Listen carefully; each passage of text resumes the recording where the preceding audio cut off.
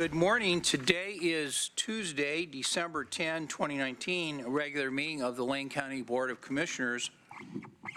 Human Rights Day is observed every year on December 10. The day in 1948, the United Nations General Assembly adopted the Universal Declaration of Human Rights, a milestone document proclaiming the inalienable rights which everyone is inherently entitled to as a human being, regardless of race, color, religion, sex, language, political or other opinion, national or social origin, property, birth, or other status.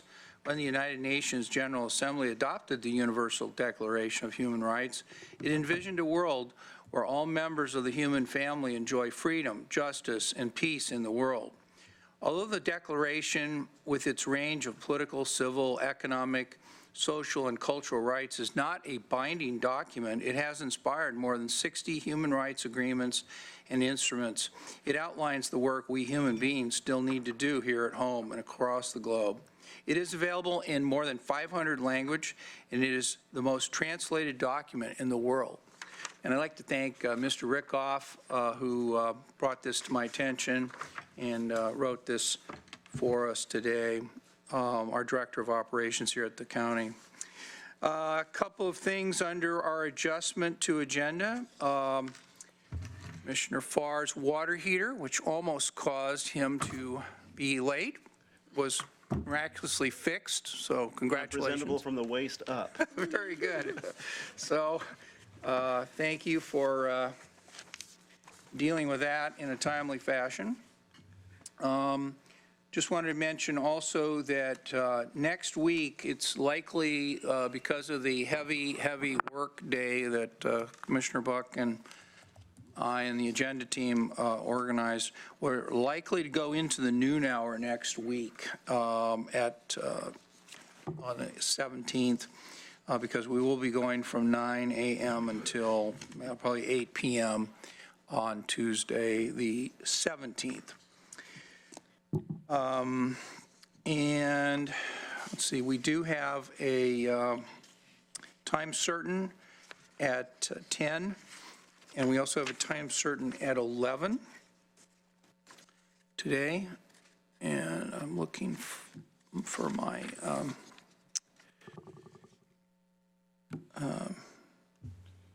and of course we'll start up at 1:30 p.m. today. We also have tomorrow's meeting with the Fair Board and also on the strategic plan tomorrow after the Fair Board portion of the meeting. Okay, any other adjustments to the agenda from board first? Nope. From Mr. Mokryski? No. Thank you very much. Okay, we'll launch into our next item, which is emergency business. Is there any emergency business? No. No. Okay, in our employee recognition, Mr. Mokryski, do you want to make the presentation on that? Yes, that'd be Okay. great. Thank you. Please go ahead. Thank you, Mr. Chair and Commissioners. I want to invite Daniel Wood up here and Dan Hurley. Dan, you want to come up as well? Dan is a nuisance abatement coordinator in our waste management division. Of course, you all know Dan Hurley, our Public Works Director. And Dan was recognized this year with the 2019 Everyday Heroes Award from the Oregon chapter of the American Public Works Association in October. And this is really a great story and great opportunity to bring Dan forward to recognize him for his great work. Truly is an everyday hero. Dan has enjoyed a well-deserved reputation as a problem solver in our organization and in our community for many years. For the past 2 years, he has repeatedly achieved solutions in very difficult cases. Dan works to hold people accountable for their illegally dumped waste and persuade those individuals who have dumped waste to clean up the messes that they've made. Dan has cleaned up over 500 dump sites in Lane County right-of-way on Lane County property. Recently, he came to the aid of a chronic, long-running neighborhood dispute by getting a farmer to clean up offensive smelling and visually obnoxious waste and farm supplies from Lane County right-of-way. The neighbor had been complaining to several folks, including their commissioner, and once Dan got involved, he was able to reassure the complainant, persuade the offending farmer, and get the nuisance issue resolved. Even though in this case, strictly speaking, it wasn't a situation that involved illegal dumping and fell sort of outside of his jurisdiction, he was able to work with those parties to get the issue resolved. Dan has also worked with neighbors, property owners, facility operators, and unhoused campers to help resolve issues of illegal camping, and really appreciate these examples of Dan, in these cases, working with all the parties to reach fair, compassionate resolution to those difficult issues. And in particular, he treats campers as stakeholders and acts as a conscientious steward when a vacant camp contains someone's belongings. That's an element, I have to say, just of compassion and understanding for those individuals, and really trying to resolve regulatory responsibility with human impact that we very much appreciate. Because of his consistent excellence, Dan has earned appreciation accolades from many Lane County residents. We've heard these from folks, and he has been recognized for his unfailingly cordial and professional approach to his work. And Dan truly is an everyday hero, and it's our pleasure and privilege to bring him before the board and the public and recognize his great work. And Dan Hurley, I want to ask if you have any additional comments that you want to add. I've known Dan for quite a number of years. He was roadmate RM3, working in the Waste Management Division, and was known for a problem solver. He kind of led our special projects crew to build new FIBUs when they were burned and all sorts of different things. It was great to see him move into the nuisance abatement role, and it's not one of those glorious jobs. It's sad that we have to have a full-time position to clean up dump sites around the county, but thanks to Dan's great work, he's always making that happen to get those cleaned up. And there are some challenging situations, particularly with our homeless encampments. So thank you, Dan, for all the work you've done, and it's great to see this state recognition of his work. Thank you. Going to make some remarks here? Well, the only thing I have basically is thank you for the recognition. And right now, to this date, we're about 600 dump sites cleaned up and about 50 illegal campsites within the county. So it's a growing problem within the county. It's great to be a part of helping keep Lane County clean. And it is a privilege to be actually in this position. So I do appreciate that. Thank you. A moment of applause. Thank you. Thank you. Anything further, Mr. Mokrahysky, on employee recognition? We have one other item. We're going to recognize our road and bridge crew, so we can do that next. Just 1 second before Dan leaves. Sure. I just want to personally thank you, because the term that is used here is a conscientious steward when the campsites are vacant. You understand that sometimes that's all people own is what you're seeing in front of you, and you seem to that cleaning up 600 sites. It's not coincidental that Chris McAllister is in the audience right now, who is with Carry It Forward. Carry It Forward does the same thing that you do in slightly different situations, but thank you for that. Thank you for understanding that the sensitivity of some of the campsites, and understanding also that it is absolutely essential that we keep them, keep the campsites as clean as possible, and it goes along with our efforts, our strong efforts to find permanent, supportive, low-barrier shelter, and as a part of the county's efforts. You're at the forefront of it, and from now on, when I think about that effort, your face is going to be right there. Thank you very much, Dan, from here. Thank you. Okay. Other comments from commissioners? I'll just say thank you as well. I mean, this is not the most glamorous job that we have at the county, and I know not a lot of people would do it the same way that you do. So thank you for that. And it's probably one of those jobs you'd want to see on Dirty Jobs, right? You're dating yourself, Heather. But I appreciate it, and I know that the residents of Lane County appreciate it as well. Yeah, I just want to say that for me, this is really great to see this because years ago, when we got this position identified in waste management, we had some high hopes that this is what would happen. And so it's really great to see this, how well it's working out, and good match for you in the position. And that's pretty exciting that the American Public Works Association here and the chapter in Oregon has recognized you for this. So it's not just, we're just the add-on recognition, that this is a big recognition you got from the whole Oregon chapter of American Public Works Association. So thank you. Yep. And I just want to really quick, so we don't belabor this, as a rural commissioner, we're where all the dump sites are, because if they're inside city limits, they generally fall in city jurisdiction, unless it's a county roadway, which is that odd little piece.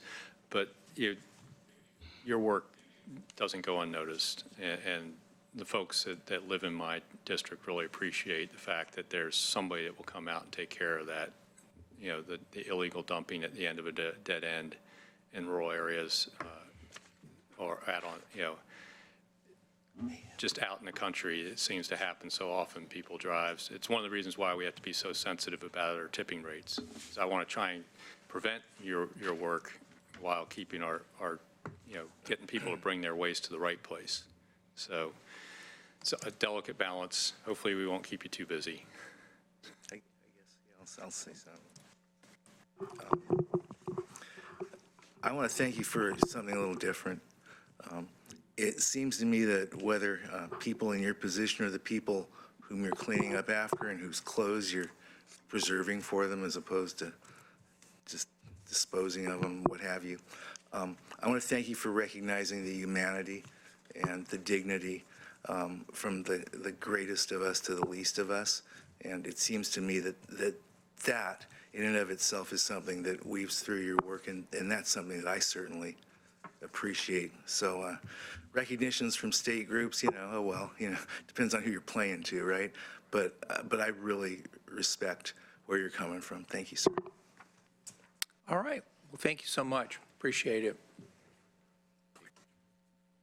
Okay, Mr. Chair, we have one more, and I want to invite Keith McGarvey, our Road and Bridge Maintenance Superintendent, up here to represent the Public Works Road and Bridge Maintenance Division. The board may recall that earlier this year we recognized the division for their great work in the winter storm response in February, and the division, Road and Bridge Maintenance Division, has also received a 2019 Everyday Hero Award from the Oregon chapter of the American Public Works Association in October for their work on the response to the 2019 snowstorm. And the folks involved in this effort are not here. They're out doing work right now, but Keith was gracious enough to be here to accept this award in recognition of this Oregon APWA award. So as the board members, last February, our region experienced a record snowfall over a 4-day period of time that resulted in more than $17 million in damages, the biggest storm event in 5 decades in Lane County, and it resulted in being a FEMA declaration.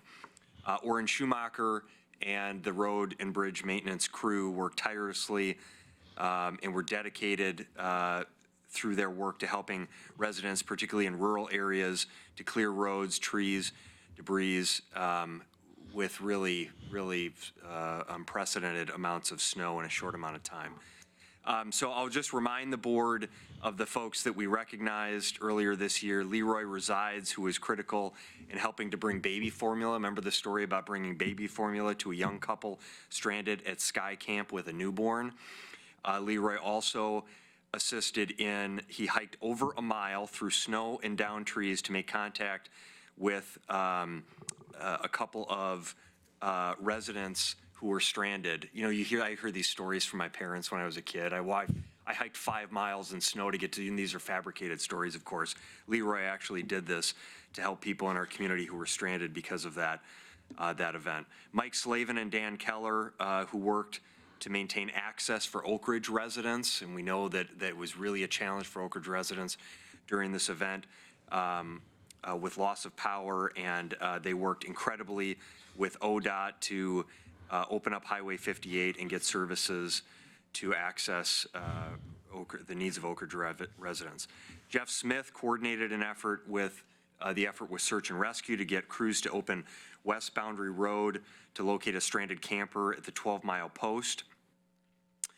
SAW Team 6, the coolest name of any team in Lane County, was a 6-person crew from the Bridge and Special Projects team that worked tirelessly to open Big Fall Creek Road.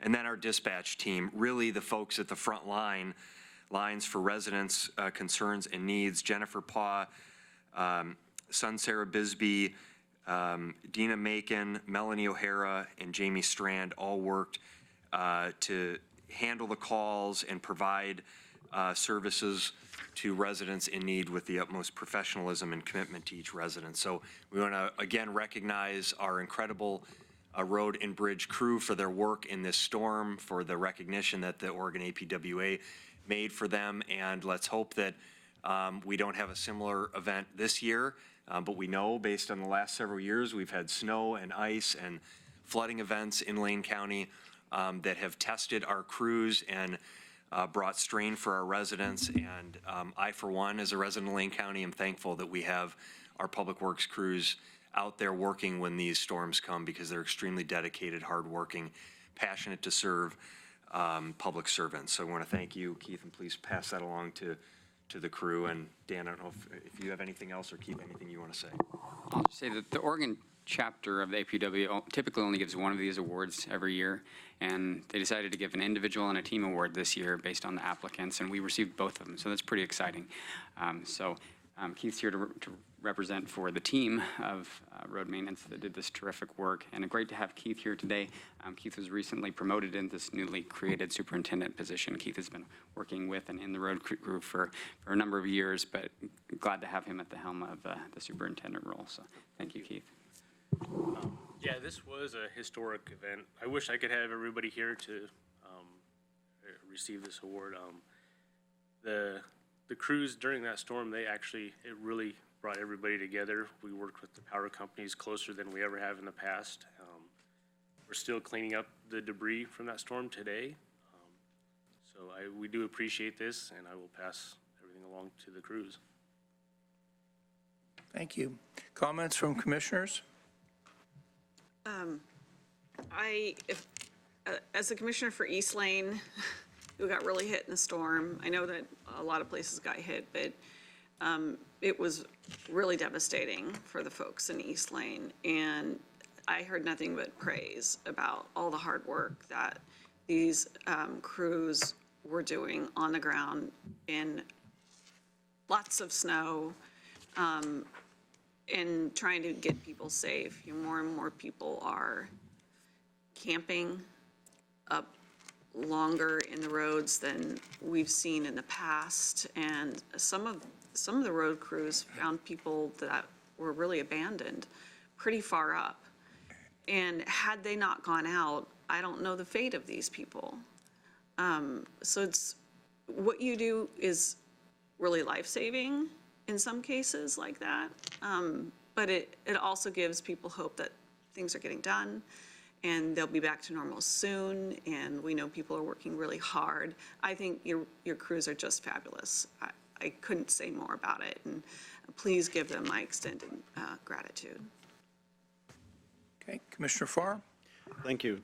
Keith, wow, it's amazing, because in the short period of time that we have to talk about it, you can't even go into close to the detail of the work that you all did. I'm looking at Oak Ridge in particular. I have a picture right here of two of your team fixing their generator.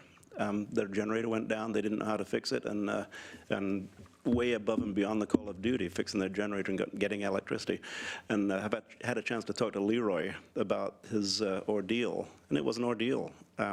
hiking in through, I think we talk about waist-deep snow, but I think it was deeper than that in some places. It's pretty amazing. The heroes are not just the pictures that I have and not Leroy, although they stand out in my mind most certainly, but really across the county from one end to the other, you guys were amazing. I mean, the thing that really astounds me is that when you are out doing your work in the emergency fashion, your families are home in the similar situation to the people who you're helping out on the road outside of your family. That takes a great deal of personal sacrifice and preparation, so thank you.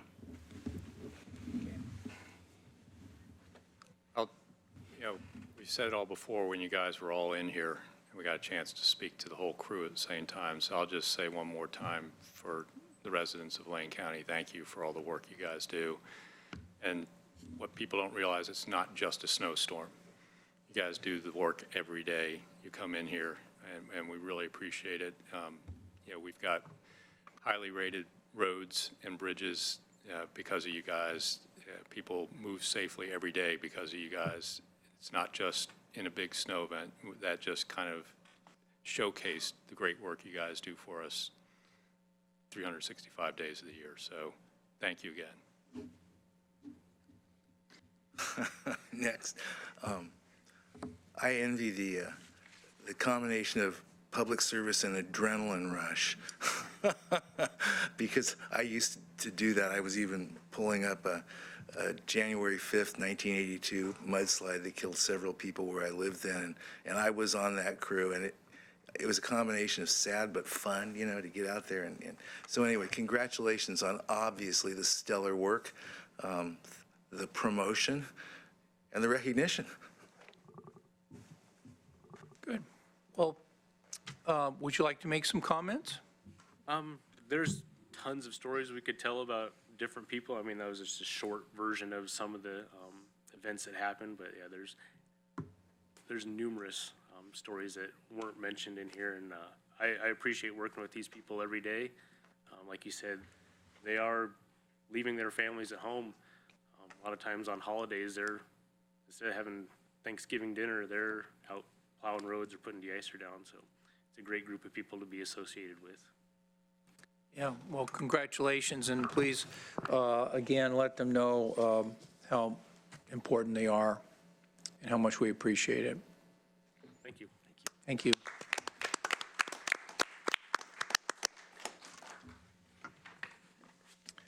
Okay, next we'll go to our public comments, and I've got a sign-up sheet now, and if you have not signed up, please go to the back of the room and sign up on our sign-up sheet. We've got Tom Reed, so you can come forward while I give the overall instructions here. We'll call people in the order in which they've signed up, so Mr. Reed, followed by Ms.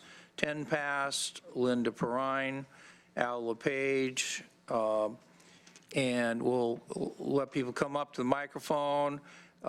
Once you come up, please give your name again and where you live.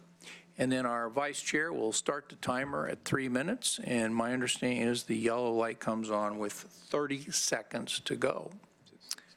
It was 60? 60, but I don't know how to fix it. Oh, it was 60. We'll try to get that corrected. So welcome to Tom Reed. Good morning, Mr. Chairman and members of the commission. My name is Tom Reed. I live at 34694 Mackenzie View Drive in unincorporated Lane County. At that address, my wife and I operate a 5-room bed and breakfast licensed by the Department of Public Health. You have the changed environmental health fees on the consent calendar before you this morning. I am not opposed to you adopting those fees as they are now proposed. I was opposed to an earlier version of the fees, which would have doubled, tripled, or increased even more fees on some of the small operators of food service and lodging in Lane County. Those have been scaled back, particularly for bed and breakfast, hostels, small RV parks, and even lately food trucks, mobile units. Nonetheless, you will have over a 1/3 increase in county revenues from licensing fees for 2020. The public health director and her staff met with some of us and with Andy Vorbora from Lane County, Travel Lane County. And I hope that that spirit of communication goes forward into next year. Inspection is expensive. It's costing out at $190 an hour.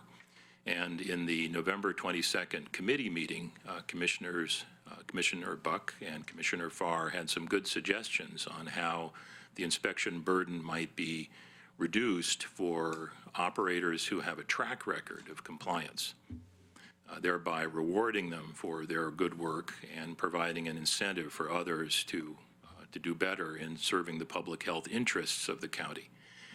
These ideas need to be followed up in 2020.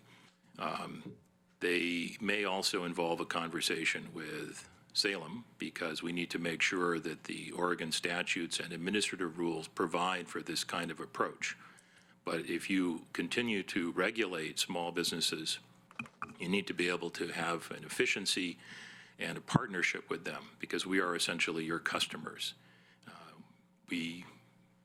You provide a service for us, which is demonstrating compliance with state law, and we pay fees. We're supposed to be paying for essentially the whole freight of the inspection process. And so we, as partners with the county, need to help you make that efficient. That's our work for next year. Thank you for now, and I will be back to tell you how it goes. Thank you so much. Okay, Sue Tenpass, followed by Linda Perrine, followed by Al LePage, followed by Nick Dykus, Karen Remus, and Deborah McGee. So welcome to Sue Tenpass. Thank you, Commissioner, and thank you to the rest of the commissioners. I appreciate this opportunity to speak to you again. I was here about a month and a half ago asking for your endorsement of a federal bill that addresses climate change. It's H.R. 763, the Energy Innovation and Carbon Dividend Act. And my primary request today is for the board to make a referral to the legislative committee to move forward with an endorsement or at least an evaluation of this bill. We have spoken with Mr. Alex Kyler, who I understand is the Legislative Affairs Director, and he has told us that he needs the direction of the board to move forward with our request, so that's what I'm requesting today. Our support of this bill has to do with what we see as the many benefits of the bill. It's projected that it will create 2.1 million net new jobs over a 10-year period, and it deploys private capital and American innovation to advance clean energy technologies. It will reduce U.S. carbon emissions by at least 40% in the first 12 years and by 90% by 2050. It improves health and is projected to save 295,000 lives through 2030 through better air quality. I believe I provided more specifics to you at the meeting that I was at earlier this year. So I hope you have the specifics on the bill, and I will leave it there. Thank you for your attention. Thank you. And Linda Perrine, Al LePage, and welcome. Good morning. I'm Linda Perrine from Heather Buck's district in Lane County. While we're remembering fondly the storms of 2019, my farm out on Highway 58 had 20 inches of snow as well, and it had to absorb $3,500 of cost, all unto myself. And the Coast Fork flooded onto the farm, hip deep in the back 200 feet of the farm. So yeah, there's repercussions out there to our agricultural people as well that never seem to get any of the financial support that it should from the public. But I'm here today, and actually I want to point out that it's not just that storm, but I've been through 3 different ice storms out at my property, 2012, 14, and 16. It's wrecked the 32 acres of filberts a number of times. And I see every single summer the years getting drier, warmer, hotter in the summer, and the longer dry season. So that motivated me to lease the orchard to some young guys, and I am now an activist on climate change.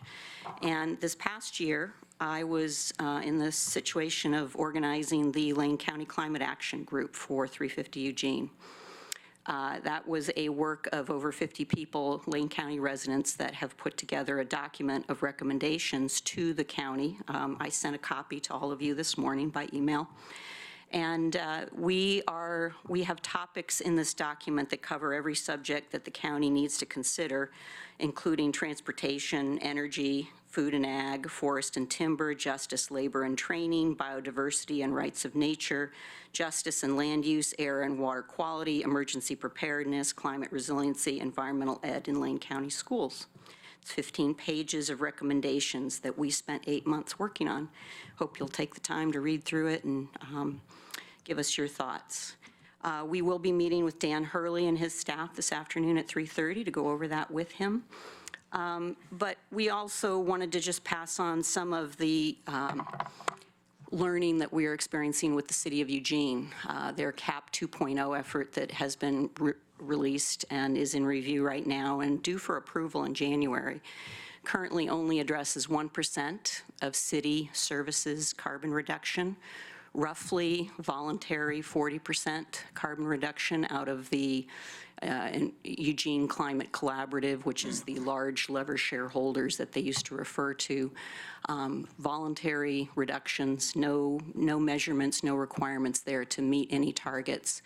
And so we, 350 of Eugene, have been in the public speaking forum calling this a plan to fail. And we'd like to really see the county make a different effort at incorporating public comment and the organizations that are really concerned about climate change into your county CAP effort along the way, which is what the city has not done and chosen not to do.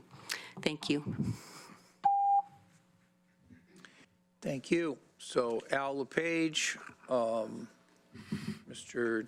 Dykus, Ms. Ramus, Ms. McGee. Welcome to Al LePage. Chair Sorensen, members of the commission. Sorry. All right. Al LePage, Eugene, Oregon, Chair Sorensen's district. Democracy dies in darkness is the tagline of the Washington Post. And my testimony today is a mixture of democracy with sadness and empathy. Actually, empathy for the commission. I was present when there was, and by way of example, aerial spraying is what I'd like to address. And I was moved to address this today by reading the article in the Register Guard regarding aerial spraying. My empathy for the commission was what I thought I heard pretty clearly, which has been confirmed, was the promise essentially to sue the commission or the county if this was placed on the ballot measure. What's really sad for me, you know, in a democracy is newspapers play an important role of educating voters. And I don't think the article in the Register Guard really did justice to what took place that day in the room. I know that there was the very creative solution of putting it on the ballot as a non-binding type of measure, and thereby perhaps not incurring liability. My empathy for the board is the promise, or what could be looked at as the threat of personal liability being incurred. And the sadness for me is that this type of promise or threat is really a threat to democracy itself. And so that's really why I wanted to speak today on this issue, is that the Register Guard did not acknowledge that creative solution. And I think the value of putting it on the ballot as a non-binding type of question to the voters would empower the commission, inform the commission, give guidance to the commission in terms of how to move forward on this, which might include supporting legislation in Salem that could happen, or even the upcoming ballot measures regarding aerial spraying. So in that sense, I just wanted to let you know that my sadness would be the threat it poses to democracy. Thank you. Thank you. Okay, and Nick, I hope I have not massacred your name. So if you can give us your correct name, that would be great. Yes, good morning. My name is Nick Dykes, and I live in North Eugene. I represent more than 300 people who left their classrooms and workplaces last Friday, December 6th, to rally at the federal courthouse here in Eugene as part of a climate coalition led by us, the Sunrise Movement. Our membership is aged 13 to 33. I am the oldest. The vast majority of those striking last week were young people who could not be here today because of final exams. Several came to the Eugene City Council meeting last night. We were united in our call for a Green New Deal, a comprehensive set of policies addressing the interwoven crises of climate change and systematic inequality at the local, state, and federal level. A Green New Deal would result in net zero emissions, high-wage union jobs, and investments in sustainable infrastructure and industry. It would mean clean air and water, and justice and support for our most vulnerable communities who already feel the worst effects of pollution and climate change. We called on you, our county commissioners, to rapidly implement a climate action plan which reduces county fossil fuel use by 45% by 2030. We asked the same of the city of Eugene. We also demanded Governor Kate Brown reject the proposed liquefied natural gas pipeline project and support alternative sustainable jobs for the residents of Coos Bay and beyond. We heard speeches from a member of the Klamath tribe, UO students, and a union leader. In the cold and rain, we chanted, sang, and danced. Churchill High School students led us in a pledge of action before we marched here to the Free Speech Plaza, a symbol of our local power. We did this to show that a Green New Deal starts with you. Just outside this building, we collectively painted a mural representing our vision for a healthy future. Friday's strike was propelled by the momentum of the September 20th strike, likely the largest international climate demonstration in history, with over 7.6 million people in the streets, 2,000 in Eugene alone. These strikes will not stop until we reach net zero emissions. You have taken a step in the right direction by unanimously agreeing to create a county climate action plan. Thank you for that. We are aware that you'll be discussing it today. We see this process as an opportunity for the county to be a leader in comprehensive climate policy. We, the young people of the Sunrise Movement, urge you to think about the effects of your actions, or lack thereof, on our generation and those that will come after us. This moment is truly a crossroads for humanity, and we must fight for a healthy, safe, and just future before it is too late. Thank you. Thank you. Hey, Karen, followed by Deborah McGee. Welcome. Good morning, Commissioners. I'm here to be a cheerleader for the fairgrounds. I'm Karen Ramus. I produce the 3 home and garden shows. Our company, Berg Productions, has produced 92 weeks of shows at the facility. Almost 2 years of our lives have been spent at that facility. We represent people that roof, drywall, paint. They're entrepreneurs. During the Markin study in 2006, the economic impact study, it was sort of half-funded. Most of the clients of the fairgrounds didn't fully understand what the meaning was to participate in that economic impact study. I did, because I go to a lot of national conferences, and this is what I do full-time, whereas many of the event producers wear other hats.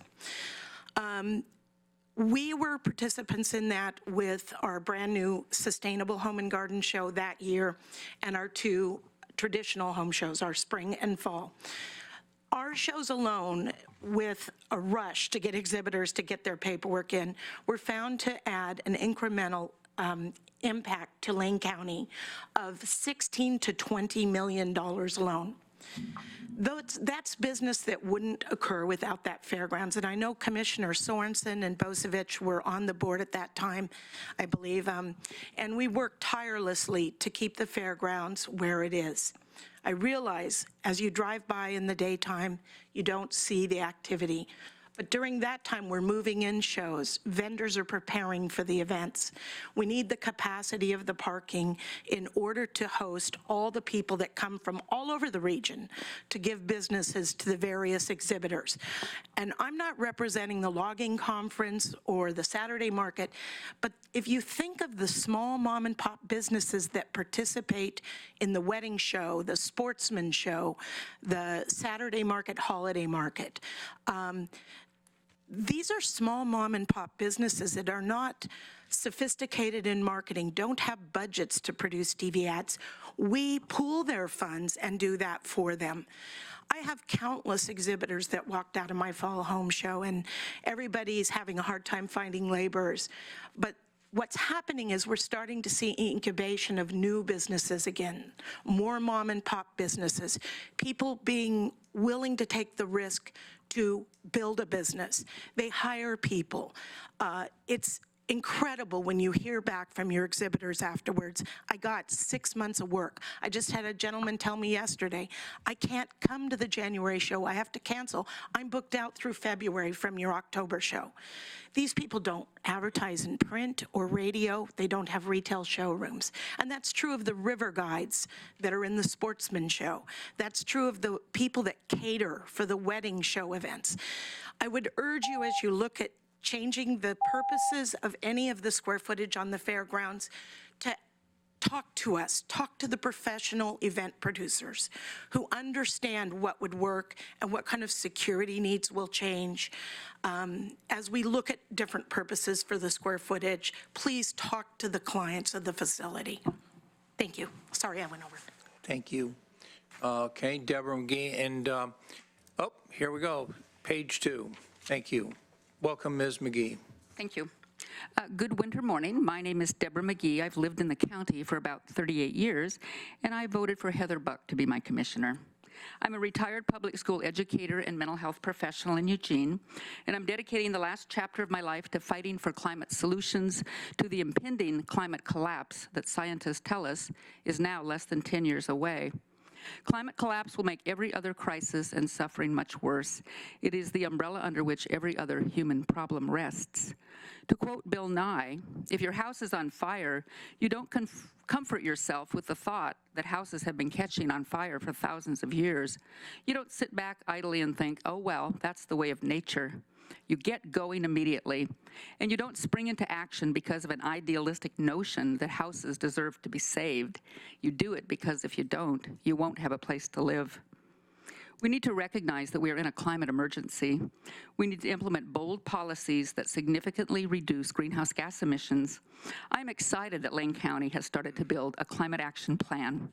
As a co-founder of 350 Eugene, I have been part of a bird dogging team for the past 6 years. We have been paying excellent attention to the City of Eugene's climate action plan. The 2010 Climate Energy Action Plan, the 2014 Climate Recovery Ordinance, and the current Climate Action Plan 2.0. 8 members of 350 Eugene leadership team took the train to San Francisco for the Global Climate Action Summit. We heard mayors, commissioners, councilors, activists worldwide who were actually reducing greenhouse gas emissions in their communities. With goals, plans, implementation, we shared all we learned. For years, we have been attending meetings, presentations, open houses, testifying, meeting with councilors, city managers, city staff, mayor, and we've been holding town halls, 3 of them now. If you've been reading about Eugene's climate action plan, you will understand it is a plan to fail. Missing all goals by over 60%, missing implementable actions, missing benchmarks, no funding, and apparently staff that do not know how to actually create a plan. Lane County, please don't make a plan to fail. A county is a very vastly different beast than the city, yet much could be learned to not repeat.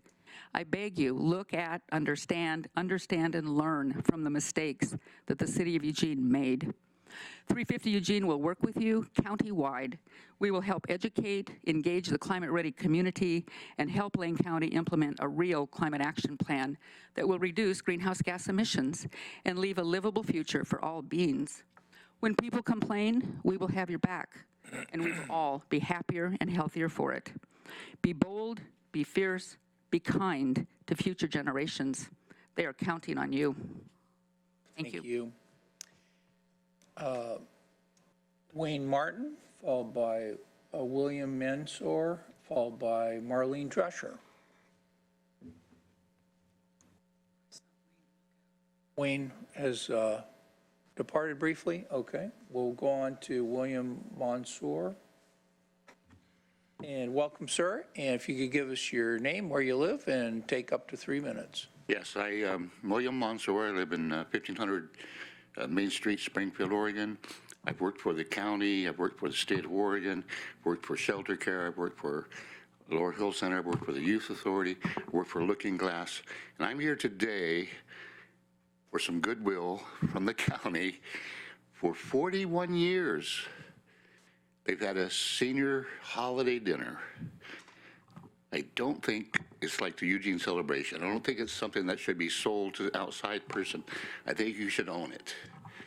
And I've heard so many different stories of why there's so many wonderful programs out there for seniors now. When they started it decades ago, there wasn't no events or anything, but I think it's like a Grinch on Christmas. I think the county should reconsider. They should help Human Services Senior Division to get the ball rolling. I've heard coordinators have dropped the ball. I've heard that people are lacking interest in volunteering. I don't believe it. I think today you could put out a news release. The Hilton people have contacted the banquet people. I don't think you're going to get any resistance. Nobody wants to take blame. It's not that wonderful at Christmas for seniors. This is a fabulous program.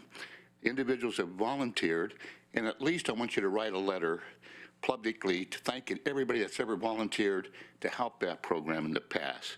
But I'm still hoping that there will be one of those great Christmas or holiday, I'll use that word, it's not politically correct, the holiday spirit. Something may happen. There's 15 days to Christmas. Miracles happen, especially around the holidays. Thank you for your public comment. Is Wayne back? Nope. Okay, so Ms. Drescher, you're up, and is Wayne coming? Oh, I'm sorry. Yeah, I'm sorry. We'll have Ms. Drescher, since you're already here, and then Mr. McAllister. Thank you. So I'm sorry about that, Chris. Okay, go ahead. My name is Marlene Drescher. I live outside Eugene city limits in Lane County, and Heather Buck is my commissioner. I have lived in Lane County since 1979, so I'm somewhat familiar with the politics and how things move. I would like to congratulate you on your decision to have a climate action plan here. And anyone who pays any attention to the science knows that we desperately need a climate action plan, and I'm hoping Lane County can be a light for many other counties in Oregon and through the United States in your leadership and recognition of the problem and working toward reasonable solutions. We know that unless we enact these kinds of solutions within the next 10 to 12 years, that there will be a point of no return. So this truly is an existential threat. And, we have quite a bit of local expertise, people who have been studying the problem, working with governmental agencies, and I hope you will listen to them, as well as to your wide swath of constituents who are dedicated to finding a problem, whose voices have maybe not quite been heard with the seriousness of the issue. Just in listening to them myself, I've come to learn that transportation is the #1 cause of greenhouse gas emissions, and I hope in your climate action plan you will choose things that have the greatest impact on the county.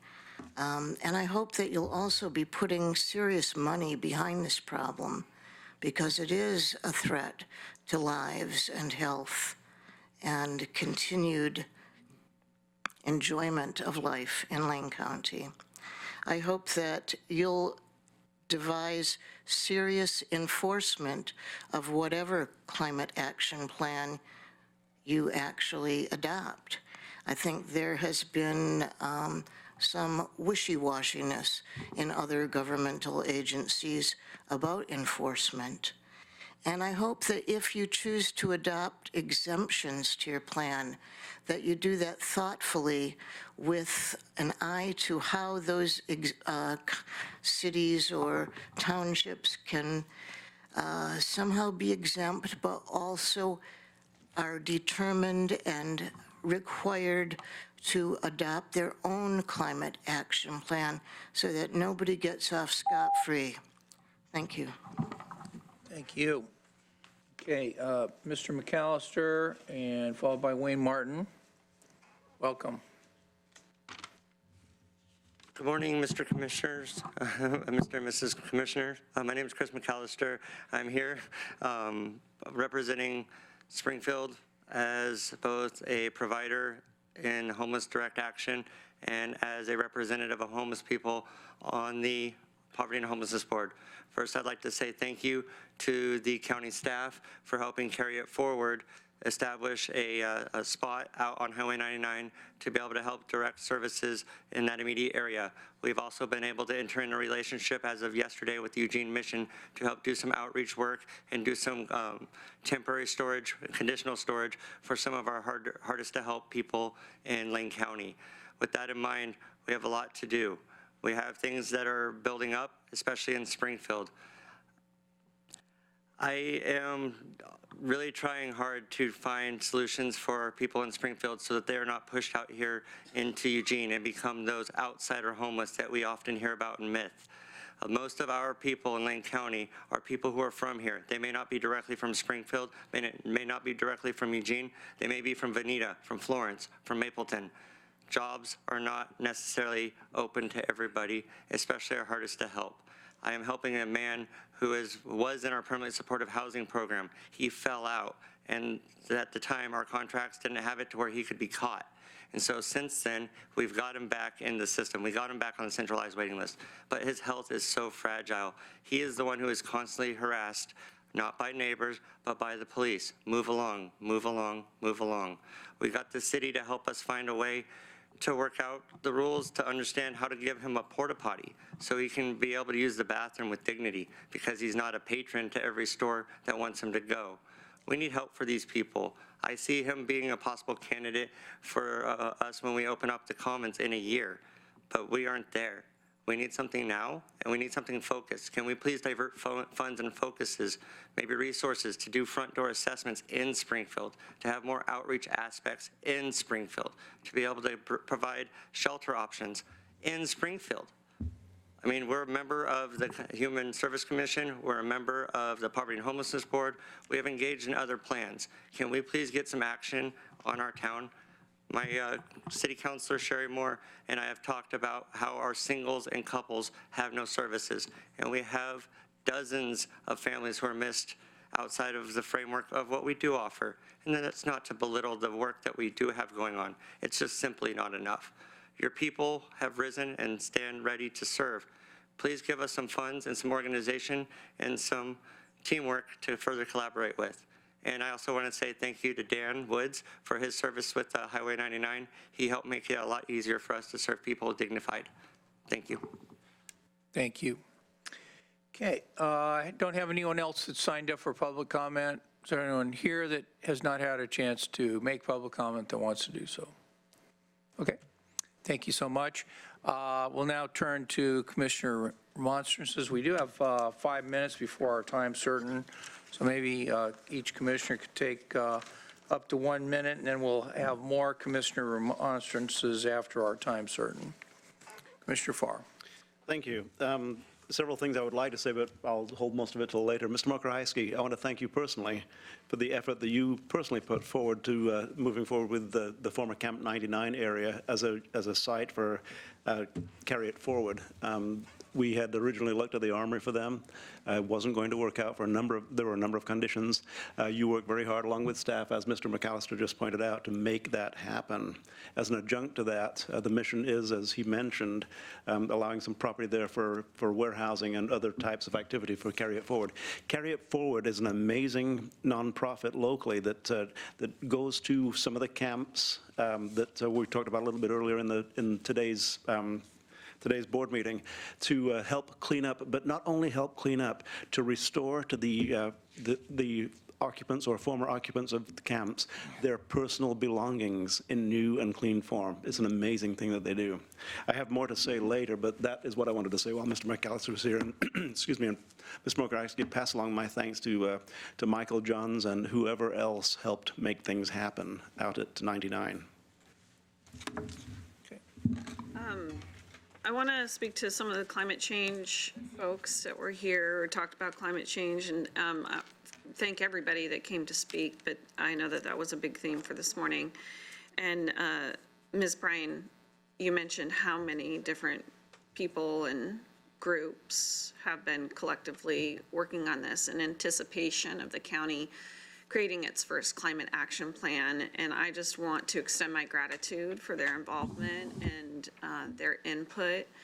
I would, over time, hopefully not too much time, but would like to see the county become a leader in our community with our climate action plan. We do see other plans that may or may not have really done it. So it's really important that when we get ours together, I mean, it's good and it's actionable and it makes an impact. And I know with the people that are involved, with Mr. Hurley in developing that, I think we can get there. I also wanted to just touch base with Ms. Ramios. Did I say that right? Regarding the fairgrounds. It's Ramos. Ms. Ramos, thank you. I just wanted to thank you for coming and talking to us about that. That is a perspective we don't really get very often up here, especially at public comment period. So I want to thank you for all your efforts and what you do to organize small businesses at the fairgrounds. I think that's extremely important, and your feedback is really welcome. So I just want to appreciate your participation with us today. Okay, Commissioner, go ahead. Yeah, Karen Ramos, I don't think we met, but kudos to your commitment to local small business. Excuse me. I think you mentioned roofers, drywallers, painters, I might add electricians, carpenters, iron workers, home heating contractor and cooling contractors. All of these are jobs that are not going to be exported. All of these are jobs that are going to stay in our community. And to the degree we can incent those and incent them in environmentally sustainable ways, that's a part of the success. Really a lot of you. In fact, before I start this, Chris, I would mention, Chris is a candidate, I believe, is that correct, for Springfield City Council in an election that's going to occur, the primary in May. Springfield has 2 city council slots and 1 mayoral slot. And I might suggest that as you make your issues the issues of that campaign, you might see a lot more momentum moving in the direction we know we need to move. Now, for many of you, I won't get every name, but I want to try. Yeah. Linda Perrine, Al LePage, Nick Dykes, others, forgive me, that talked about climate change. Forgive me, but I'm starting to get a bit frustrated. I don't see a climate action plan as doing anything. I am interested in climate action. We are trying to build the blocks of something to avoid what you are saying, the mistakes that have been made here locally in the past. Might want to consider calling yourselves 350 Lane County. And I really, really want to stress that we do need targets, and we do need goals, and we do need, and we will be speaking to this more later this afternoon, but we do need to look at how we create a net zero carbon emission community. And we do need to look at the pragmatic aspects of that. Now, having said that, let me just read partially from an Associated Press article that the Register Guard lifted because they are obviously not spending as much time locally. And it identifies in this morning's paper that more than 600 institutional investors managing a portfolio of over $37 trillion in client assets called Monday for governments to step up their efforts against climate change. Okay, we're seeing the market start to respond. So as we see the market start to respond, one thing I'll be discussing is how do we incent private investment in sustainable activities into Lane County. And I just want to let you know that's first and foremost on my mind as it relates to that. And there were other things I wanted to say, but we don't have time. I thank you all for being here. I think you have a group of commissioners that wants Lane County not only to be a light in the county, a light in the state, a light in the country, a light in the nation, because all communities need to feel that way so that we can start moving those grains of sand and tipping the scale and looking at this very seriously. So thank you. We'll be discussing this later this afternoon. Thank you. I'll try and be as fast as I can.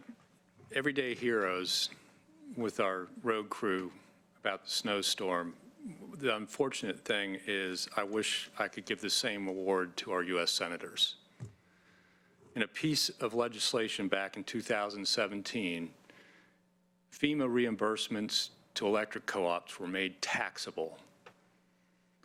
What this does with this past storm for Douglas Electric Co-op and Lane Electric Co-op is put their revenue for this year, if they accept the FEMA reimbursement for the snowstorm, over more than 15% of their income. They have to derive 85% or more of their income from their co-op members, or they become taxable entities. Right now, they are considered nonprofits and not taxable. There is an act in front of Congress called the Rural Act that would fix this. But our U.S. senators have not come out and publicly supported it. This has to be changed. We have to honor the everyday heroes from that snowstorm and fix the federal law around taxing FEMA disaster aid to electric co-ops that were designed in the 30s to bring rural electrification out to rural areas. Electric co-ops already struggle with having to maintain hundreds of miles of lines to serve a very non-dense population of customers. And now we're going to start taxing disaster relief to them. It has to be fixed. So I wish I could give that Everyday Hero Award to our U.S. senators, but I can't right now. They have not came out and committed to the Rural Act. On personal liability and issues of, democracy and being in the light, I just want to note that if we were to choose to put something on the ballot that would violate our state's laws around immigration status and law enforcement, I am sure somebody would be suing us for doing that also. So it's not about the subject matter. It's about putting something on the ballot that is illegal under state law and knowingly doing so. It would not stop, and one of the things the Register Guard article did not do, Al, was note that those proponents just have to circulate signatures to place it on the ballot as an ordinance rather than trying to do a charter amendment or do what the people did at the state level, fix the initiative so they can get a ballot title and circulate signatures. That's what they, there's a responsibility on that end too. So I just want to say, that we have been operating very transparently around that, including the unusual step of releasing attorney-client privileged materials to the public. Thank you. Let me just make a few comments, and we'll have more opportunity for remonstrance later on in the meeting at some point. I just want to thank Mr. Reed, who came in and talked about the impact of the fees on the people that run the bed and breakfasts, and how the committee, Lane County Committee, Finance and Audit Committee, scaled back the fees. And I heard from a couple of people in my own district about who run bed and breakfasts, and I know that the committee did a good job of trying to scale that back, which is why he came in to say he did not oppose. I don't think he said he was in favor of increasing the fees, but he did not oppose the increase. But I think what he points out is a really good one, and that is, if there's a way for us to work with the state on increasing the amount of inspection on the problematic businesses that have failed and failed and failed, and decrease the inspections on the businesses that have passed and passed and passed, that'd be great. That'd be a way to use the resources, I think, a little more effectively. So I really do think that's a good challenge that he laid down in his public comment. As far as the climate change, I've been a big advocate not only of the climate action plan, but also making sure the plan does something promptly and does something that is enforceable. Thank you, Ms.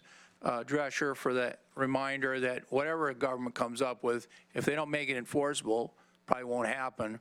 So, enforceability, strong policies, even leading edge policies. Find out what the best local governments are doing and see if we can meet or exceed what those best local governments are doing.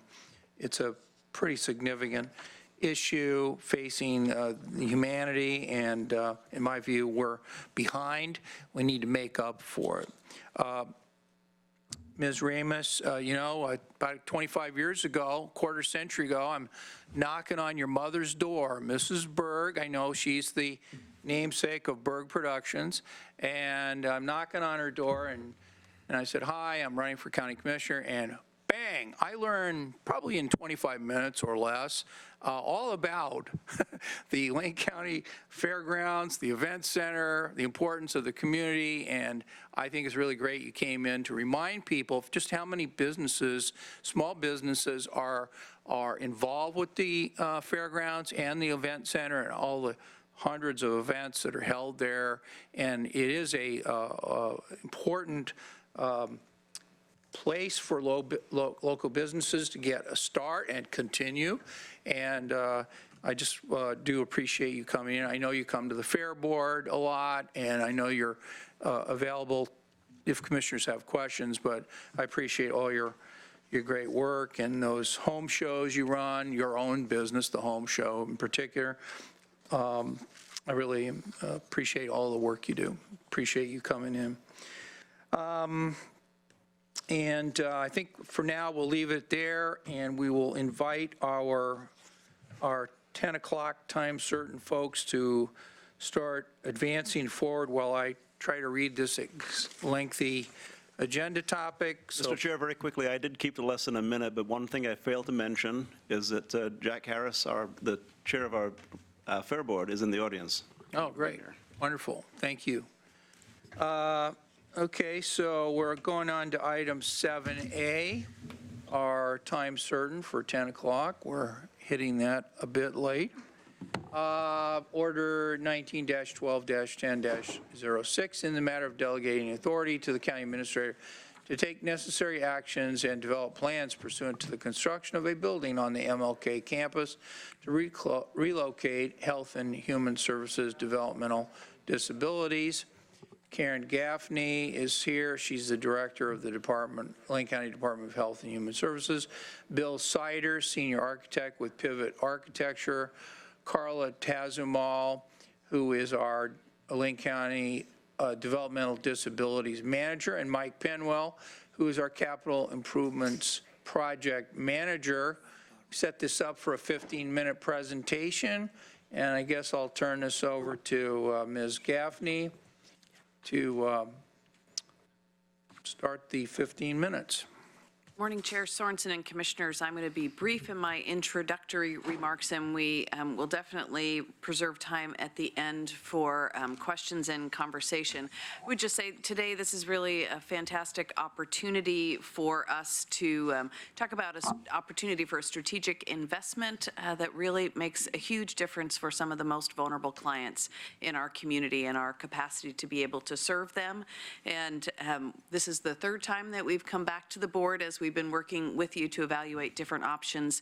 And today, we're hoping we've brought you the information that you need to be able to make a decision moving forward, selecting an option that really is a win-win for our community and the clients we serve, and also gives us an opportunity to make an investment in our community that leverages dollars in a way that shows that we're really great fiscal stewards of the resources in the community. So I'm going to turn it over to Carla and Bill to talk about the programming, and then we'll have an opportunity to wrap up in the end. Okay, thank you. So first of all, I'd like to say thank you for the opportunity to be here and provide just a little bit of an overview of our services. So Developmental Disability Services is responsible for determining eligibility for services for all people in Lane County. Currently, we're serving over 2,600 individuals, inclusive of both children and adults. We are not allowed to have a wait list. It's a state mandate that we serve all people who come to services for us, or come to seek services from us, excuse me.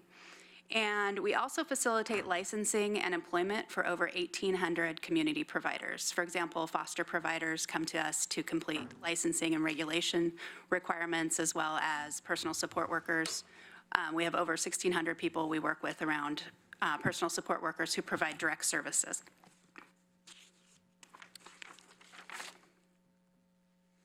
In 2018, we had a local, our employee-led trauma-informed care committee initiated a survey for consumers who were visiting our program, and that was as part of expansion. We were planning to expand our lobby, and we were wanting to seek the consumer voice. And I'd just like to read this first comment here, because I think it summarizes well the comments we regularly hear from clients and families. It's quite a maze to get here. Potential clients or respite providers find it difficult to find. The parking is very inconvenient, and having to take the stairs or wait for the elevator that takes forever is difficult for kids with disabilities. The other comments also explain really how the lobby and our office is very crowded, and it's very noisy and difficult for people who are trying to come and seek services and complete the requirements they need.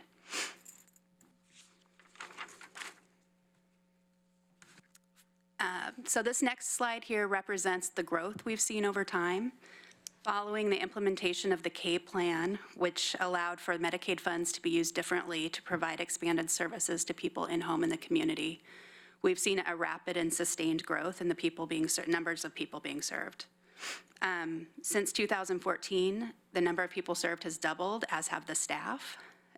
Fortunately, however, we have also received more than a doubling in the amount of funds available from the state. All of the funding for the program is through state funds. There are no county funds currently received, and the majority of this is done via billings to the state for the work that we provide.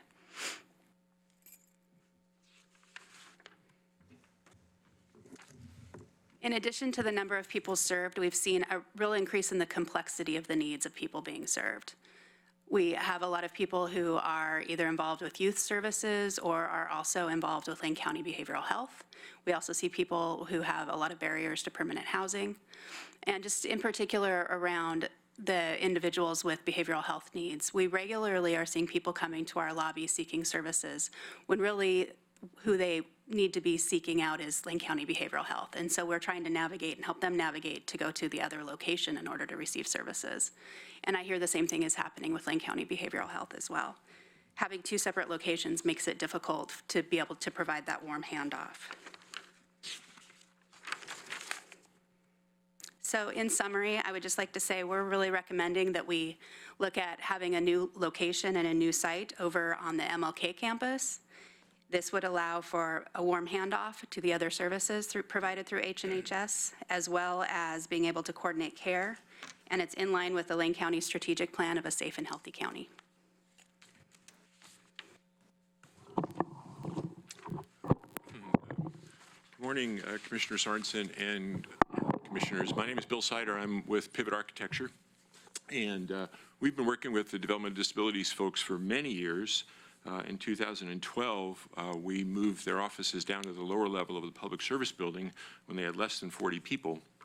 2018, we were asked to see if we could expand their space downstairs to accommodate the growth that they'd seen since then, as well as the future growth in the vacant space that was in that area after the surveying and the building department, planning departments moved out to the customer service center.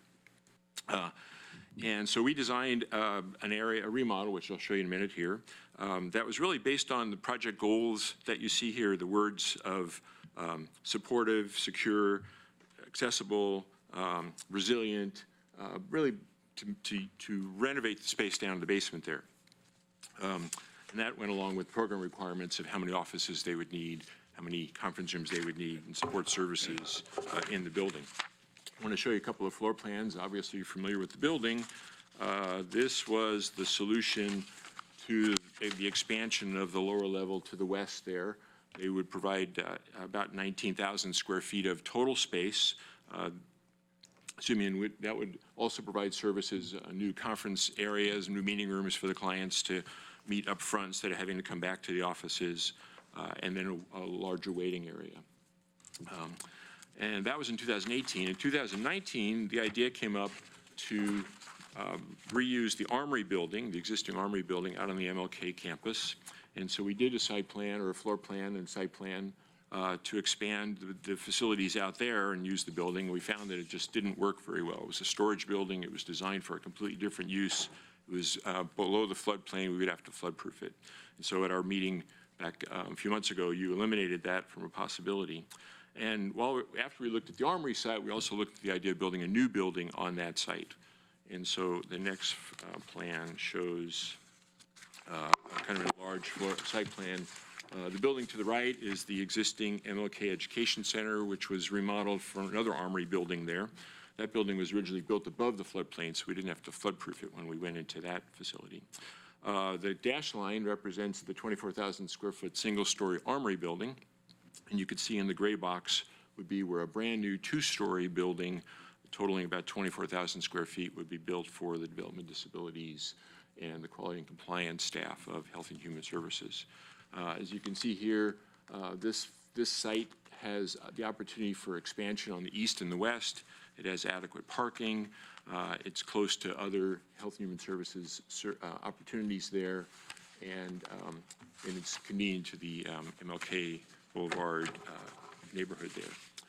So this is a diagrammatic floor plan that we prepared of those two stories that would accommodate the program requirements of Development of Disabilities and quality compliance.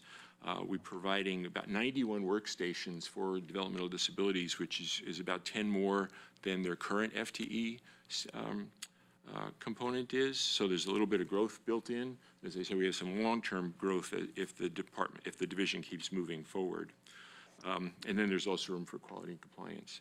Now, one of the reasons that we did this floor plan at this level, and when there's a couple of elevations, very minimal concept design, was to get a construction cost estimate. And we were able to use the construction cost estimate to develop a budget for the project. And that's really described on the next page. And so what this is a comparison chart of the two options, staying in the public service building in the lower level and expanding to 19,000 square feet, or building a new building of 24,000 square feet. And the comparison, the new building provides more workspaces, it provides parking, and some other opportunities, which I'll speak to in a minute. But you can see at the bottom, the cost is significant, but you get a brand new building, and then you also get 19,000 square feet of space in the basement of the public service building to use for other services that the county might find more appropriate to be in the public service building.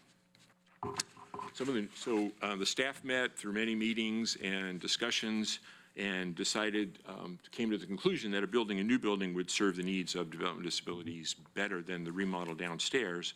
Some of the key points of that, what brought us there was that the building would be specifically designed for DDS and quality and compliance. It would be an energy efficient, sustainable, and resilient building, being a modern building and meeting modern codes.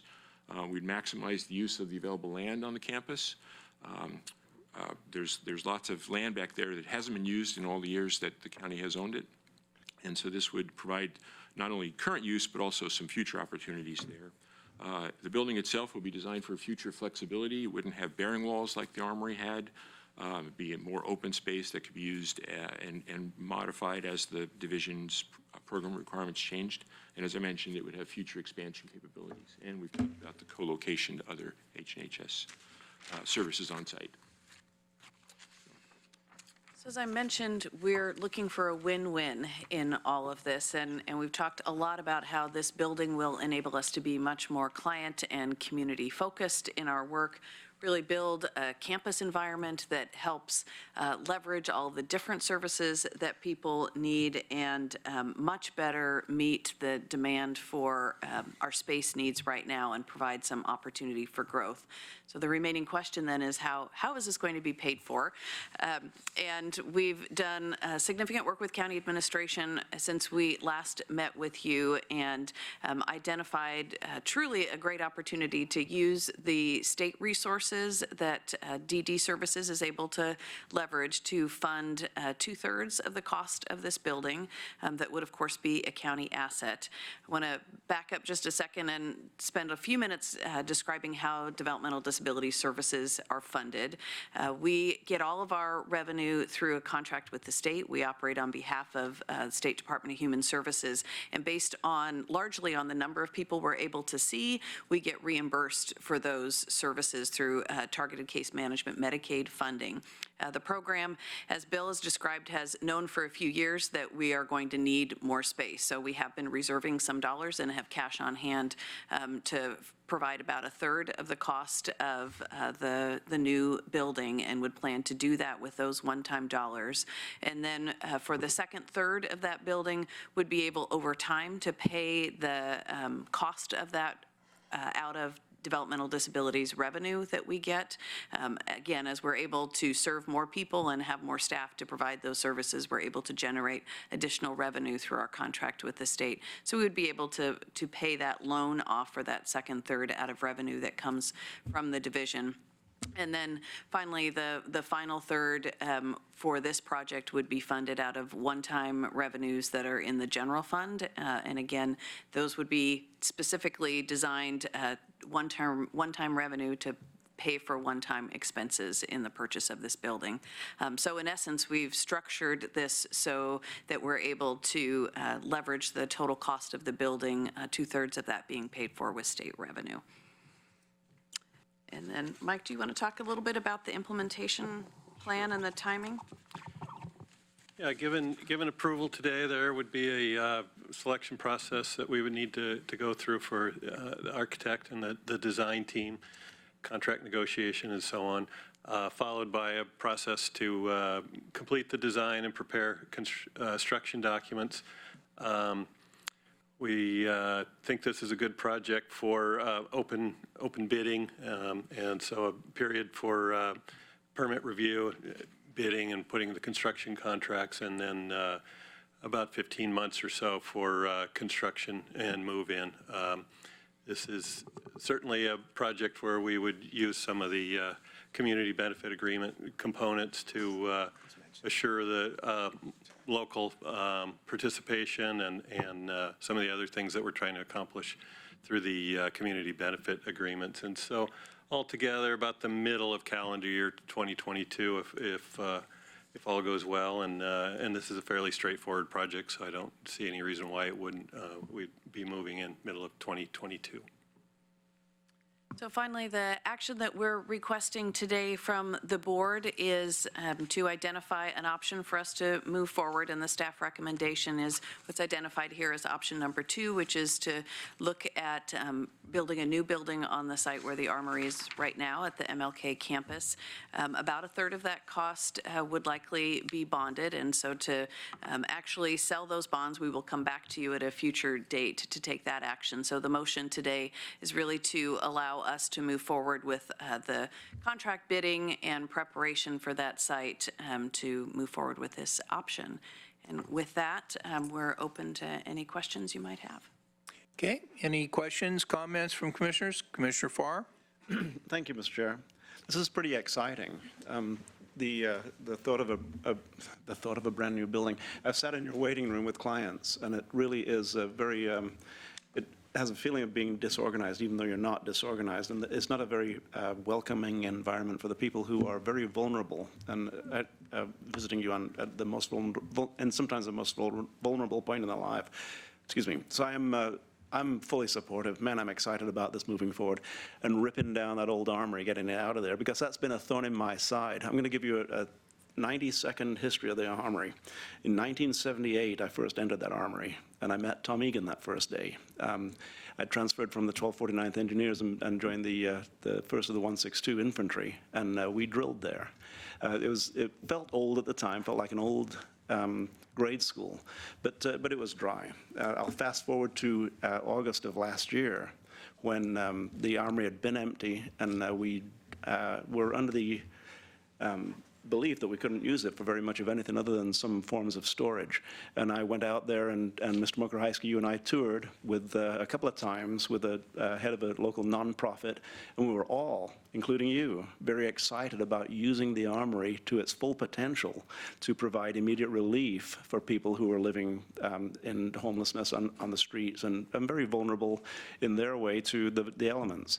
Well, conditions arose, and I wish they hadn't. And we tried every means that we possibly could to avoid those conditions that would have allowed us to put people inside of that dry building.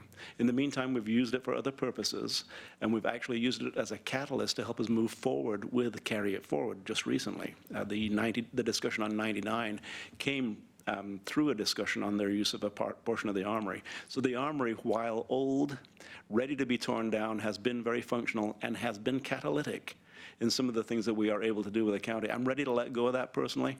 It wasn't easy for me to get to this point, but now at this point I'm excited to hear more about how we fund it, but more significantly how your clients receive the dignified service that helps them to not just get through today, but to really make the most out of their life. It's what you do. It's what you do every single day. How much easier is it going to be in the building that Mr. Seida just presented to us? How can we not be excited about that? Thank you. Okay. Anything further? Commissioner Buck? I just wanted to add that, I actually know the little boy in the wheelchair in the picture that you have. He went to daycare with my daughter, and, we all know people that need these services, and they deserve to have these services to live their best life. And when I saw it, I was like, it can be personal for any of us when we know folks that need these services, and it's just a reminder that there are real people out there.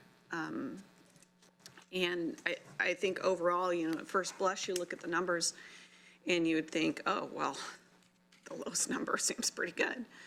But then I do know that we have many departments that are bursting at the seams for sizes, and if a different department is able to utilize that space and we're able to leverage the funds that you've shown that we can leverage, that this is ideal, because the other service that may enter that space after the move may not have that kind of leverageability, and we'd be lost at how we would be able to afford to build a building for that service. So I'm very supportive. I think this is a strong move and a great consolidation of services in that location. Thank you. And I just want to say I'll be supporting moving forward with this, you all did what I asked staff when I asked for, more of a comprehensive space study before we start moving pieces of the tile puzzle around. And that was done. And that was what I was looking for, is to make sure we weren't going to clear out space and have it sit empty. And I appreciate that. I just really want to say that this department's been, is a bright spot for us. You don't hear issues in the news or making national news about folks in Lane County or even around the state necessarily with developmental disabilities like we do with, Child Protective Services. Why? Because it's executed from state funding by the counties. It's just one of these great examples of good work that county government does. When we think about the shared service issues that we do, and one of the things that it seems to have been over the last 10 or 15 years is an attempt to move a lot of this stuff from the county up to the state level. Maybe the state should look at the way DDS has been so successful and think about maybe going the other direction with some other services, and maybe they won't be making headlines constantly. It's really hard to run something, across the state of the size of Oregon with 4 million people from a centralized location. The USSR kind of proves central control doesn't always work. I do want to say I really am excited about this and service. Some of you know I have a half-brother that's developmentally disabled, and I really appreciate the work you guys do for this vulnerable population. And I just, I have a fear that you guys are going to need more space as that shift in the sheltered workshops is causing some of our best providers in the community possibly to go under. And I'm concerned that with Pearl Buck slowly imploding, we're going to see more need for your services. So that's something for us to talk about, swinging that pendulum back at a later time. But we really need to pay attention to that issue somewhat.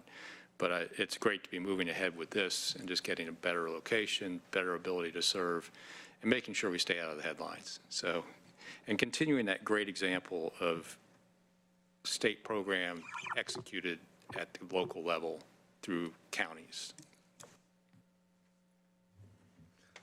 I hope the Register Guard did not hear that we want to stay out of the headlines.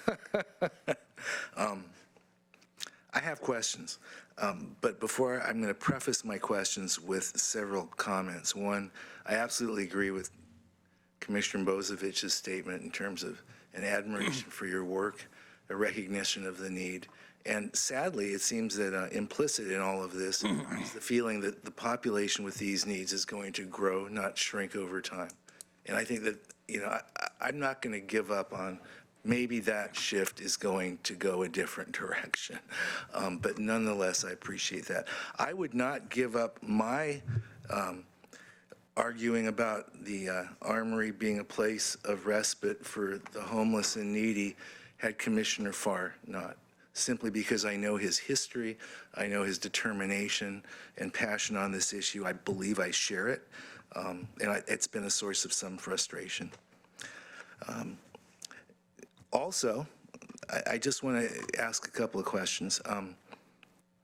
Within the context of the difference between 5,000 square feet and 19,000 square feet equals a pretty big square footage cost. We're being, almost hitting $3,000 a square foot that we're being asked to look at here. So here are my questions. And I also have chatted with some of you, and my concerns of how do we pay for this? Can we pay for this? Show me the numbers has been fully satisfied. Question. The state last biennium requires all public buildings to have 1.5% of their construction costs go to solar or go to renewable energy. Can you show me where that is in the budget? Well, Commissioner, I don't have the detail of the estimate here, but we did include the 1.5%. Did you? It's just a line item. It's not specifically. As long as you did, because I was just concerned that that might have been overlooked since it's new legislation. Are you aware that you can offset that amount by creating mechanisms where the solar is owned by a third party that the county is part of, giving you more dollars to invest into building and facility? If you're not, I just want to let you know that.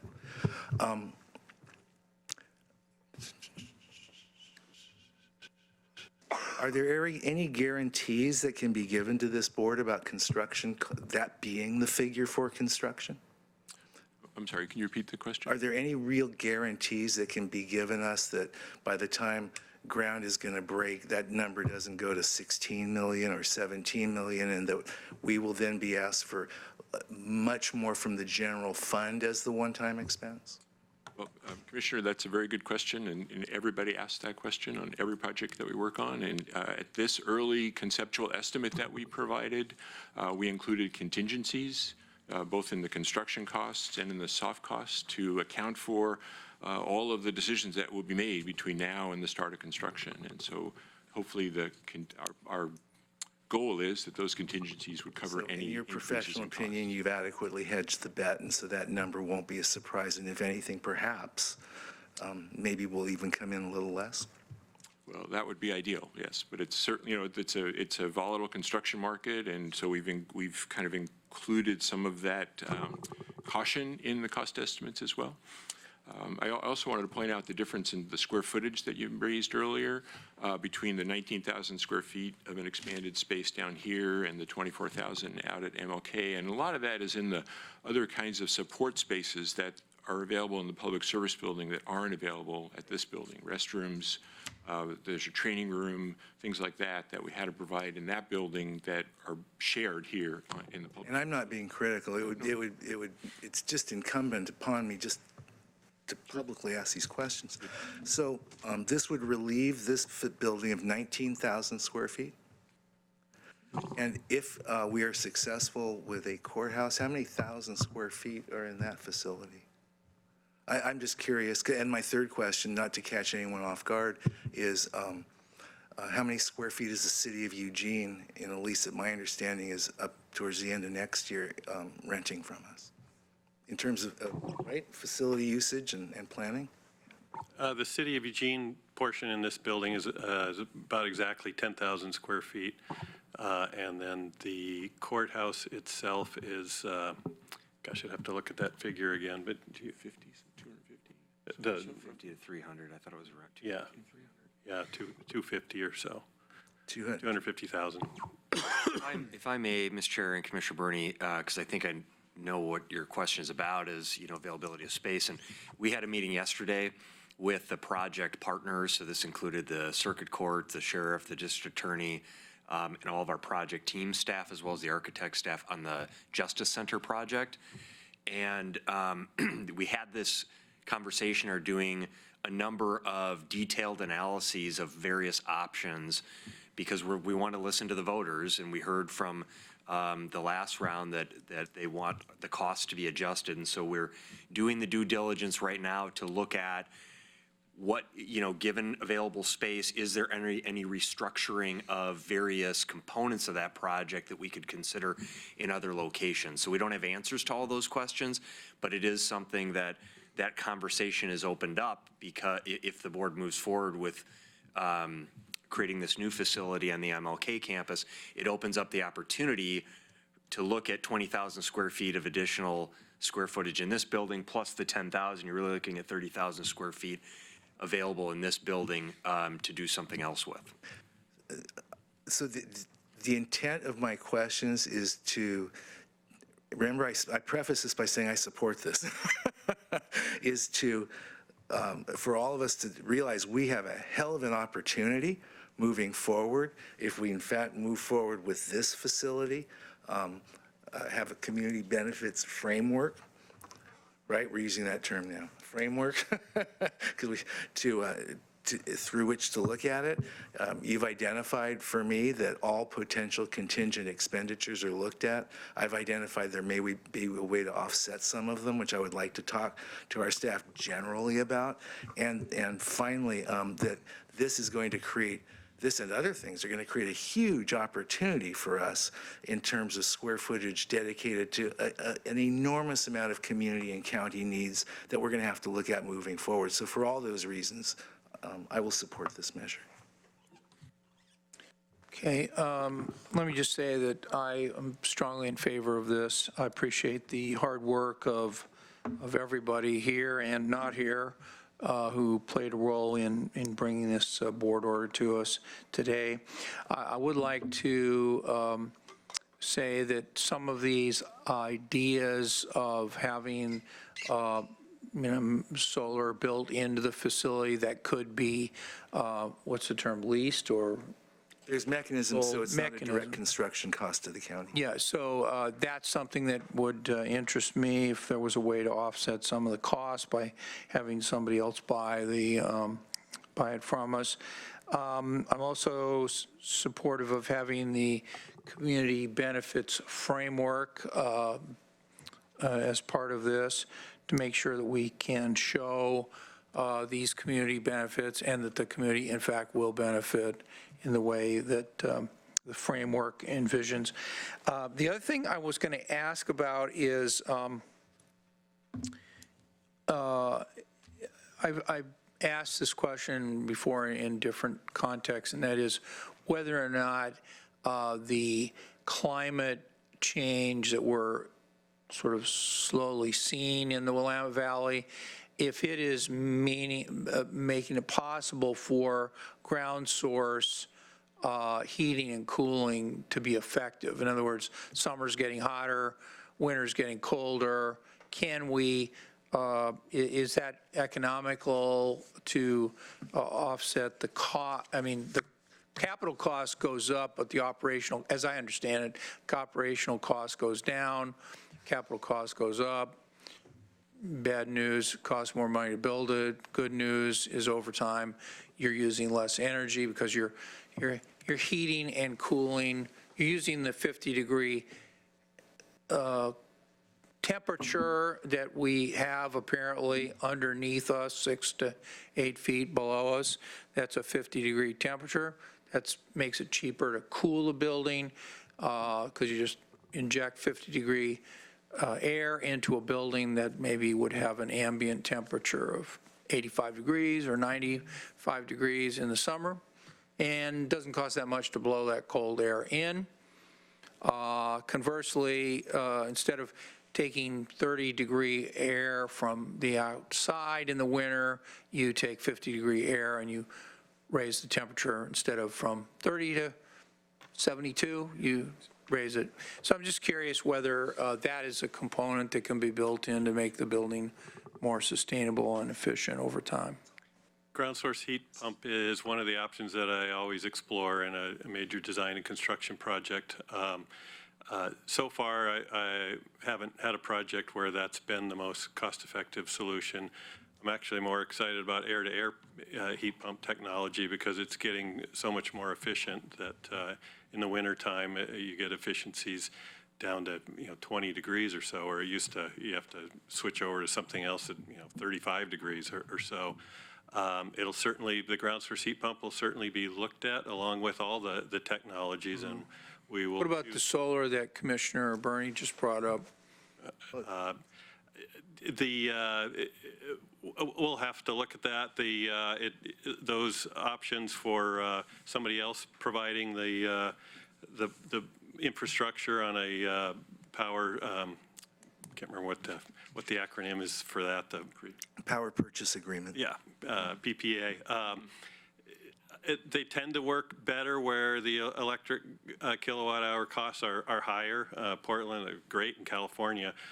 Here, and you probably saw in the paper today that the EWEB did not raise their rates at all for the coming year.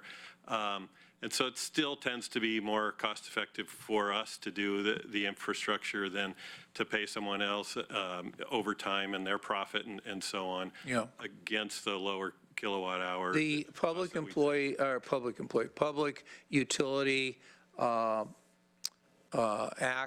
the acronym PURPA, public, do you know that acronym? Public Utility Renewable something Plan Act. Well, I looked into it a little bit, and it does allow private parties such as counties, government entities to sell electrical power to another utility. You're right, the rates that they're paid is the rate that the utility, so if in our area, if it's eWeb or if it's some other public utility, not for profit, their rates tend to be lower. But I understand that we're pretty close to the southern end of the Pacific Power Grid that serves Corvallis and communities south of Corvallis. And I was just curious whether we could sell it to them via our buying the transmission to them, and thereby get a much higher rates than we would get if we sold it to eWeb or sold it to somebody else. Yeah, it probably still has to go through eWeb, but we'll certainly look into all those options. Yep. The Anyway, mechanical and electrical engineers that we engage are Yeah. very knowledgeable on all this Yeah. and stay up to date. And so we'll pursue all the options to make sure we're getting the best deal for the county. Okay. Sure. If I may, I absolutely trust Mr. Penwell's ability to do that. I'm even jotting you a note right now to discuss financial mechanisms for it, because either they make sense or they don't. Yeah. Period. Good. All right, so Work for Food for Lane County. if you would like more discussion, or we could have a motion, it's up to the board. Commissioner Buck. I'll move approval of Agenda Item 7A, Order 19-12-10-06, as stated. Second. Okay, this is option 2, right? Yes. Yep. Okay, it's been moved by Commissioner Buck, seconded by Commissioner Burney to approve Order 19-12-10-06 as presented with option 2. Further discussion? Seeing none, we'll go to a vote. All in favor, please say aye. Aye. Opposed, say no. Motion carries 5-0. All commissioners voting in the affirmative. Order is adopted. Thank you very much. Thank you Appreciate very your great work. And let's go back to our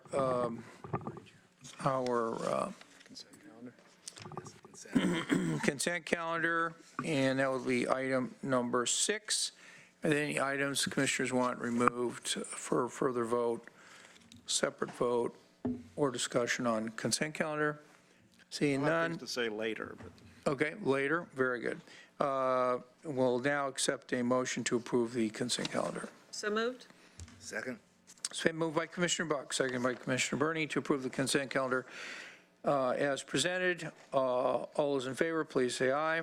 Aye. Opposed, say no. All orders are approved by vote of the Board of Commissioners, all commissioners voting in the affirmative. Okay, we'll go then to County Council. I see no County Council present, so we'll consider that done. And we're 12 minutes off, 14 minutes off of our 11 o'clock time certain. So at this time, I'd like to turn to county administration announcements.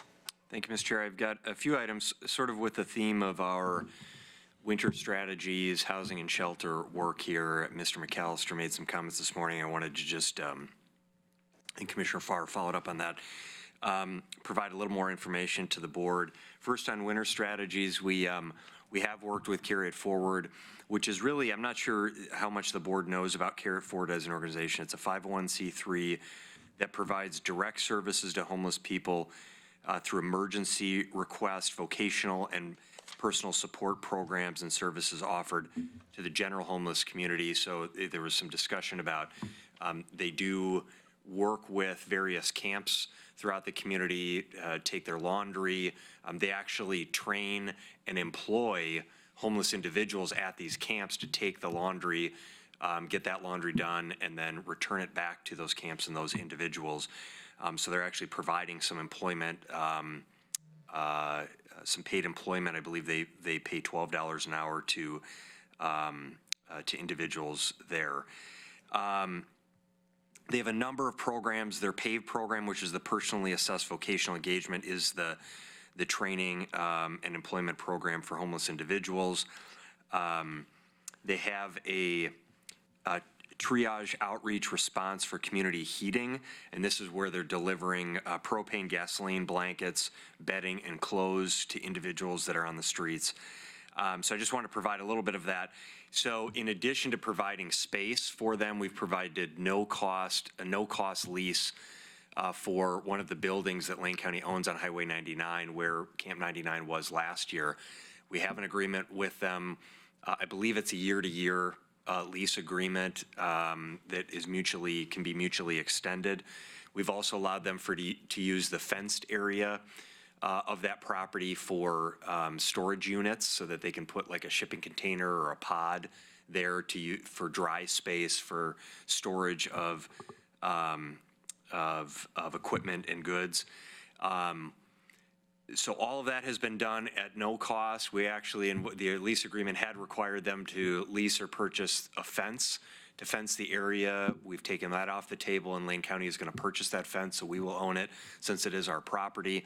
So in addition to that space, we also have provided a grant, a one-time grant to carry it forward for $60,000. This was part of the process as we move forward at looking at the armory space that we identified the cost to make improvements to a building that the board just decided we're going to tear down and build a new facility on. Would have been around $100,000 just to get them in the building for the way that they were going to occupy it to meet the city building permits. And that just didn't make any sense to put nearly $100,000 in taxpayer resources into a building that they could only use for a year.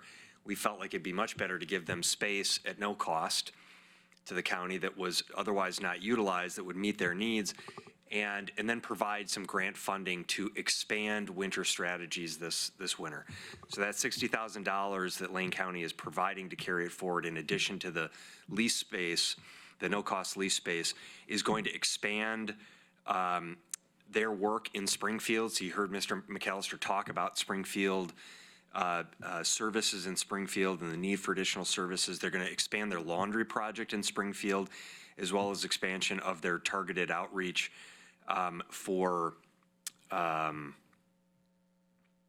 their targeted outreach and response for community heating expansion, and it will expand their ability to hire more homeless individuals to provide these direct services. So really great work that frontline work that they're doing in the community, and I just wanted to provide that sort of overview of some expanded winter strategies that we're pursuing. Another note I'll make, and I know we're having the conversation today about community-supported shelters and in the Conestoga Hut program. I had an opportunity, Dan Hurley and Corey Bowler have been working with Eric and Faye DeBurr. I had an opportunity last week to meet with Eric and Faye in my office, who, if you haven't spent time with Eric and Faye, who founded and run community-supported shelters, I encourage you to do that. They're just incredible people doing incredible work in our community. Eric has written a book. Commissioner Farr has the book on how you actually build a Conestoga Hut.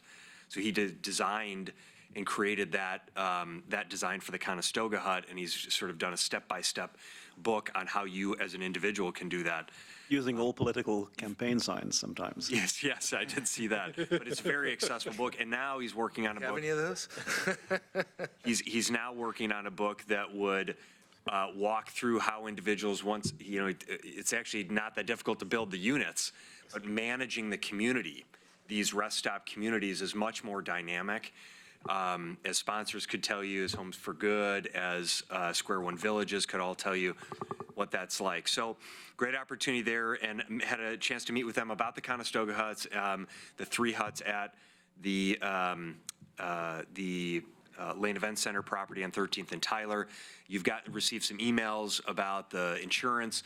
I made the decision to lower the insurance requirements from $2 million individual occurrence, $4 million aggregate on liability, to $1 million, $2 million, which is what it is at the other city rest stops, and we've done that in other cases. And I think given the dynamic and the number of units there, that's an appropriate call. They also asked for some help on trailers, which they then said they didn't need, but they asked if we could help them with fencing.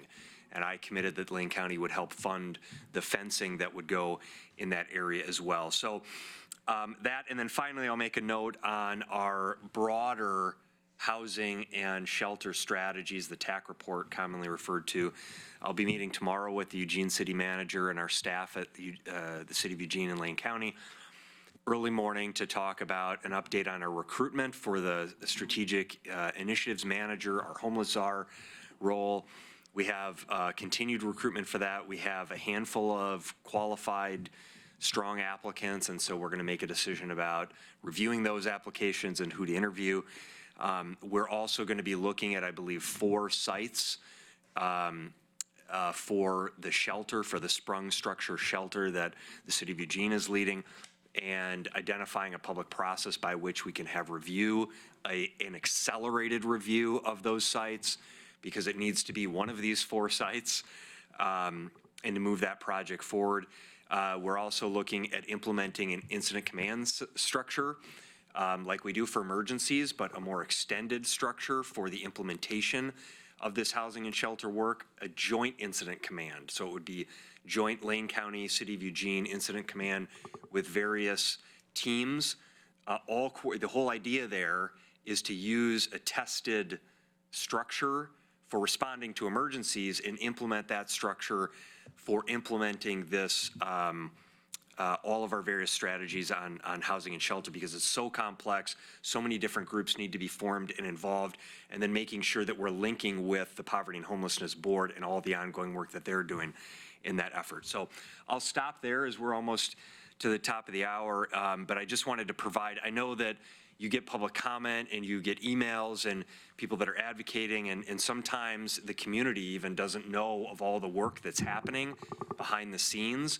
And we are working to improve on our communications and outreach so that people know about what's happening. But I just want the board to be assured that we are, wherever Lane County and our partners in the community, including the City of Eugene, can work to break down barriers and make things happen that are solving the challenge of housing and shelter in our community. We're gonna do that. And so a few examples for you on that front. Happy to answer any questions in the couple minutes we have.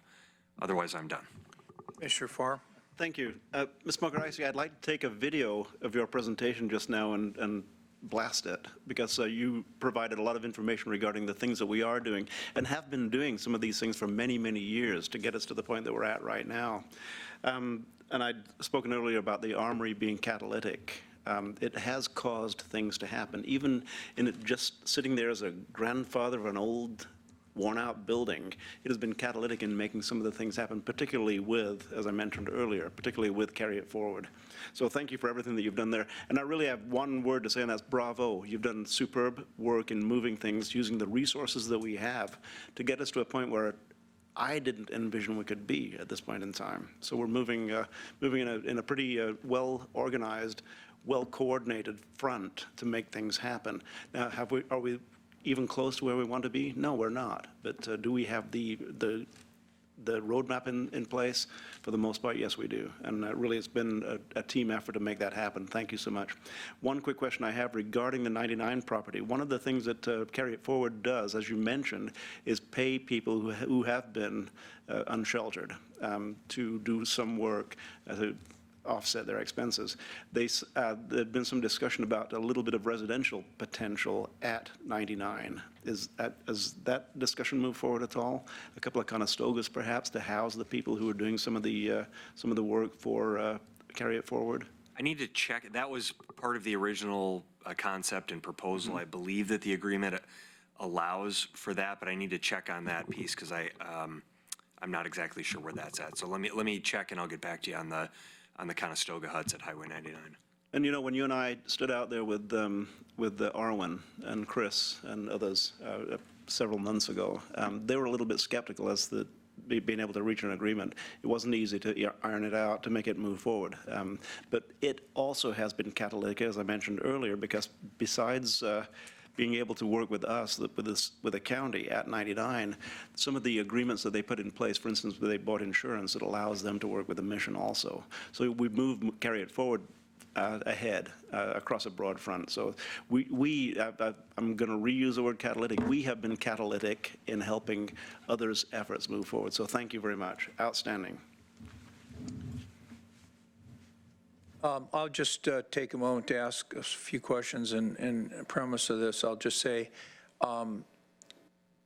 Lane County and the city of Eugene obviously are working well together, and in the process of setting up those intergovernmental agreements, I think it'd be great to let the other 11 cities know that we'd be willing to do an agreement with their city comparable to the agreement that we have with Eugene, and maybe offered on a per capita or some kind of basis that translates into dollars that their city governments could understand of what Eugene's putting into this, so that Cottage Grove and Junction City and Springfield and other communities will see that we're more than willing to work with them. I think there's a real danger. I see this as a Eugene member of this board. There's a real danger that if Eugene is seen as driving this with the county, that it won't be bringing in the other cities. So I'll just point that out. The other one is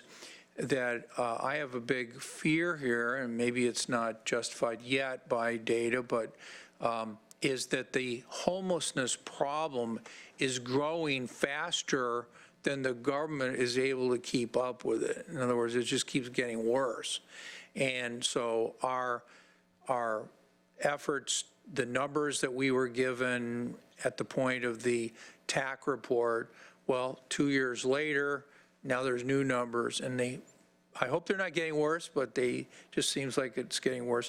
And then last but not least, I think this idea of a hotline is a really good idea, and I would just pose this alternative, is that people can be helpful, like volunteers can be helpful. How do they get plugged in to helping homeless people?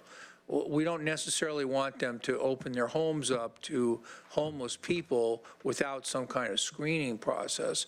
We want to, though, be able to offer businesses that want to be helpful and businesses that have problems. We want to make sure they have a place to report, as well as homeless people who want to get services and have an easier way of acquiring those services. And if there's a need for a waiting list, let's be open about the waiting list. Homes for Good has a 6,000 person waiting list that they're working on. So is that right? Was it 6,000? 6,000 people applied. But it's three. They do a lottery and it ends up being 3,000. Three. So they've had 6,000 people apply. They have a lottery, and they're going to put 3,000 of them on that Section 8 voucher list. So that way, the public and the opinion makers and the policymakers have an idea of just what the magnitude of the problem is, but also how individuals can plug into it. And I'll just ask my question now, and that is, what do you think of some of these ideas, particularly the idea of making this offer to other cities, and the data question about whether the problem is expanding faster than the government is currently capable of responding? Yeah, on the first point, I completely agree. I will say that in our ICS structure that I mentioned, which is, again, this joint coordinated way to organize our work in this area, because it's so complex and involves so many partners, our intent is to include a representative from Springfield in those efforts, and I think Springfield is very much wanting to participate and contribute there. So I think I have a great deal of hope and confidence that Springfield officials will step forward and assist. And the reality is, Eugene is the largest city, Springfield's the second largest city. They make up the metro area where the vast majority of this challenge is being faced. However, all of our rural cities are facing a similar challenge, and they lack the resources and nonprofit organizations and staff within their organizations to respond in the way that I think we're able to in the metro area. So we absolutely have to reach out and do that. That is part of this effort. So one of our goals in all of this work is to do more more Springfield and rural outreach. So yes to that question. On the second one, Mr. Chair, I'll say this, I share your concern, and this is the thing that keeps me and a lot of folks that are doing this work up at night. I would rephrase it to say, we've called this a homeless crisis. I would say this is a community crisis created largely by a lack of affordable housing, which results in a disproportionately high number of homeless or unhoused individuals in our community per capita. And we look at the problem oftentimes as, and we focus on the immediate need and the immediate what's in front of us, which is the people on the streets, particularly in the winter months, that are unsheltered. And that is the face of the crisis. And while that is a big part of the challenge that we're facing, it's created largely, and so you said, the inability of the local government to respond to the problem, we're doing more than we've ever done. And I think it's the coordination, the partnership, the resources are unprecedented for this community, but it's not enough. And the other problem is the governmental agencies are focusing downstream because that's where we have to focus, because it's where the immediate problem is. We need the community to step up. And that's the nonprofit community, that's the business community, and that's every resident in this community to understand this is a community crisis. It's not just a homeless crisis, not just a housing crisis. It's a crisis that does and will continue to affect all of us. So we have to find the ways in which we can engage and recognize that we all can have a part in that solution. So a lot more to come. I know we need to get to the next item, and I'm sure our next presenters could talk at length about this issue as well. But I would say that I think we're on the right path, and we need to continue the direction and the trajectory that we're on. Okay, very good. At this time, we'll call up our friends from, did you get time to speak? None of us. None of you? Commissioner Farr. But I'm fine. I thought everybody did. I'm sorry. Okay. Go ahead. I'll didn't make this Yep. like you, Pat. I will make this brief. I could say more. I thought I recognized everybody. I think that this is an issue which on the ground can be very divisive because the need is so great. And I just want to publicly state confidence in this board for pressing for more to be done, and this administration in responding in a very proactive and a bias toward action. So I think that the need will necessitate sometimes strong advocates saying we're not doing enough, but I also would like to thank you for doing as much as we are. And I appreciate the perspective. And I appreciate the notion of a template. I think the devil's in the details, but I think that we start where we can start, and then we move outwards, which is, I think, exactly what Mr. Mokrahysky said.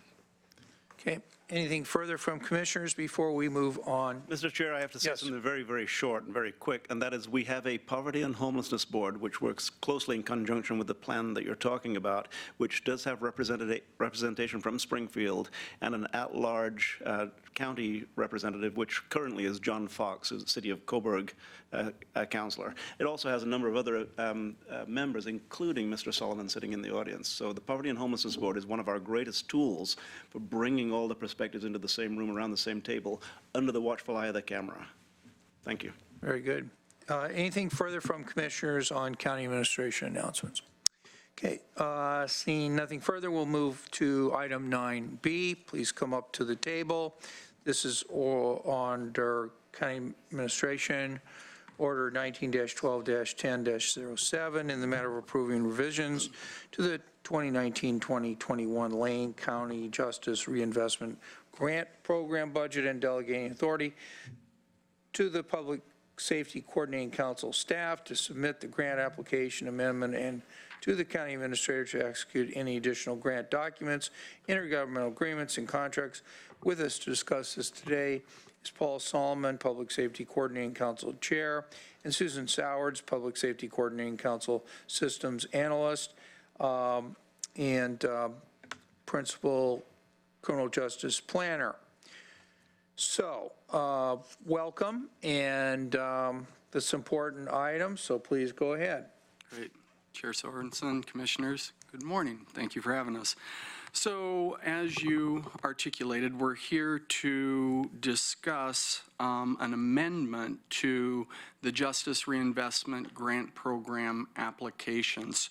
As you may recall, there are two different sources of funding from the Criminal Justice Commission that flows through what was House Bill 3194. One is what we refer to as the formula grant, which is an allocation using the same formula that we use for the grant and aid funds, which is based on the number of people on felony supervision in the county. And then there's the supplemental grant. The supplemental grant was designed to spearhead projects in the counties that really focused on reducing the flow of people going to prison who were convicted of property crimes. Here in Lane County, we've adopted what we call the 416 program, and that has been historically largely funded originally from a BJA grant and then with this supplemental grant funding. What happened is we submitted our final application in August. In November, the CJC came back to us and updated the notice of intent award and reduced the allocation. Commissioner Bozovich and DA Perlow both served. Yes. I'm just going to interrupt you for a second. We're getting some kind of sound. We don't quite know where it is. And the sound we want to hear is your voice, and the sound we don't want to hear is some other sound. Is it from someone? I think we fixed it. Is it from the microphone or? There was a gremlin on the table that was bouncing up and down. I see, okay. In the form of my hand. Well, please continue now. There you go. I was gesticulating. Very good. Okay, you want me to start over? No. Continue where I interrupted you. So, the CJC came back after the Grant Review Committee convened, which is represented by Commissioner Bozovich and DA Perlow, and reduced the amount of the awards. In our case, it was a 26% reduction from the $770,000 that we were awarded. And I think I'll ask Commissioner Bozovich to weigh in here about the process, because I think it's important for us to understand what actually occurred. The bottom line is that those counties that asked for more, they did across-the-board reduction on a percentage basis, received more funding. And Multnomah County asked for way more than their share of the award. So with that, I'm going to pause here for just a second, because I think you can probably provide some valuable insight, Commissioner. Yeah, I think probably one of the most valuable insights was in prior years, actually it's only been 2 times I've gone through this process with the CJC. In the prior time, we got all the applications well in advance to review on our own. This year, we got them on Sunday night for a Wednesday morning meeting for 36 counties, including the supplementals.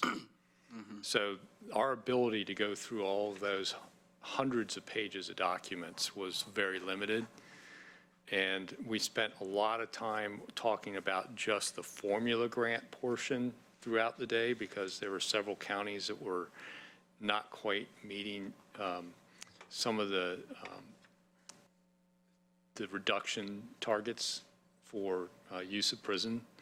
And that was, a lot of conversation about whether counties should be fully funded, partially funded, or not funded at all around just the formula. So when we finally got to the grant stuff, we were basically running out of time. So there was a decision made to make this, there was over $7 million in ask for about $2.6 million in funds. So they made this across the board slash of first they eliminated things that weren't eligible, because a lot of counties asked to have things funded through that supplemental grant that weren't eligible. And then they made an across the board cut to get down to the amount of money available. That rewarded counties that over-asked. Counties like us that basically just asked for what we needed, lost needed funds. Whereas, Multnomah County asked for over $2.5 million of that $7 million, basically 1/3 of what was the grant request when they only have 18% of the population, basically twice their. So when they got an across-the-board cut, they still got way more proportionately compared to people under supervision. So it was just a very bad process, which is something that as we get to the next long session of legislature, we need to lobby to move away from this grant funding, particularly if it's going to be across-the-board cuts like that, and move all that back into the formula and not have a separated set of funds for these downward departure programs. It was originally intended to incentivize counties that don't have downward departure programs into starting them, but it's really difficult for some of those really small counties to start a program because their amount of grant is hardly enough to even fund a position. So it's really, it's probably better to move that $2.6 million into the formula and have it distributed by the formula and do more good in that way and not have this kind of over-ask sort of thing and then across the board cuts that didn't make a lot of sense and weren't very well directed. Chair Sorensen, Commissioner Bozievich, Commissioners, what you've stated, I think, is accurate, and it sets the stage for counties in the future asking for way more than their share in hopes of getting an across-the-board cut again. So I think it creates a real problem moving forward. Bottom line is it put a couple $100,000 hole in our supplemental budget, which largely funds staff for the 416 program in the form of deputy DA, parole and probation positions, and support staff. In addition, there were reductions to the victim services funds, which are allocated on a percentage basis, but because the whole pie shrunk, so did the victim services piece as well. There was one silver lining in this, and that is, as part of House Bill 3194, there's a 3% carve-out for evaluations that counties can apply for. That money is made available to counties that are engaged in randomized control trials or other rigorous evaluations of corrections-based programs.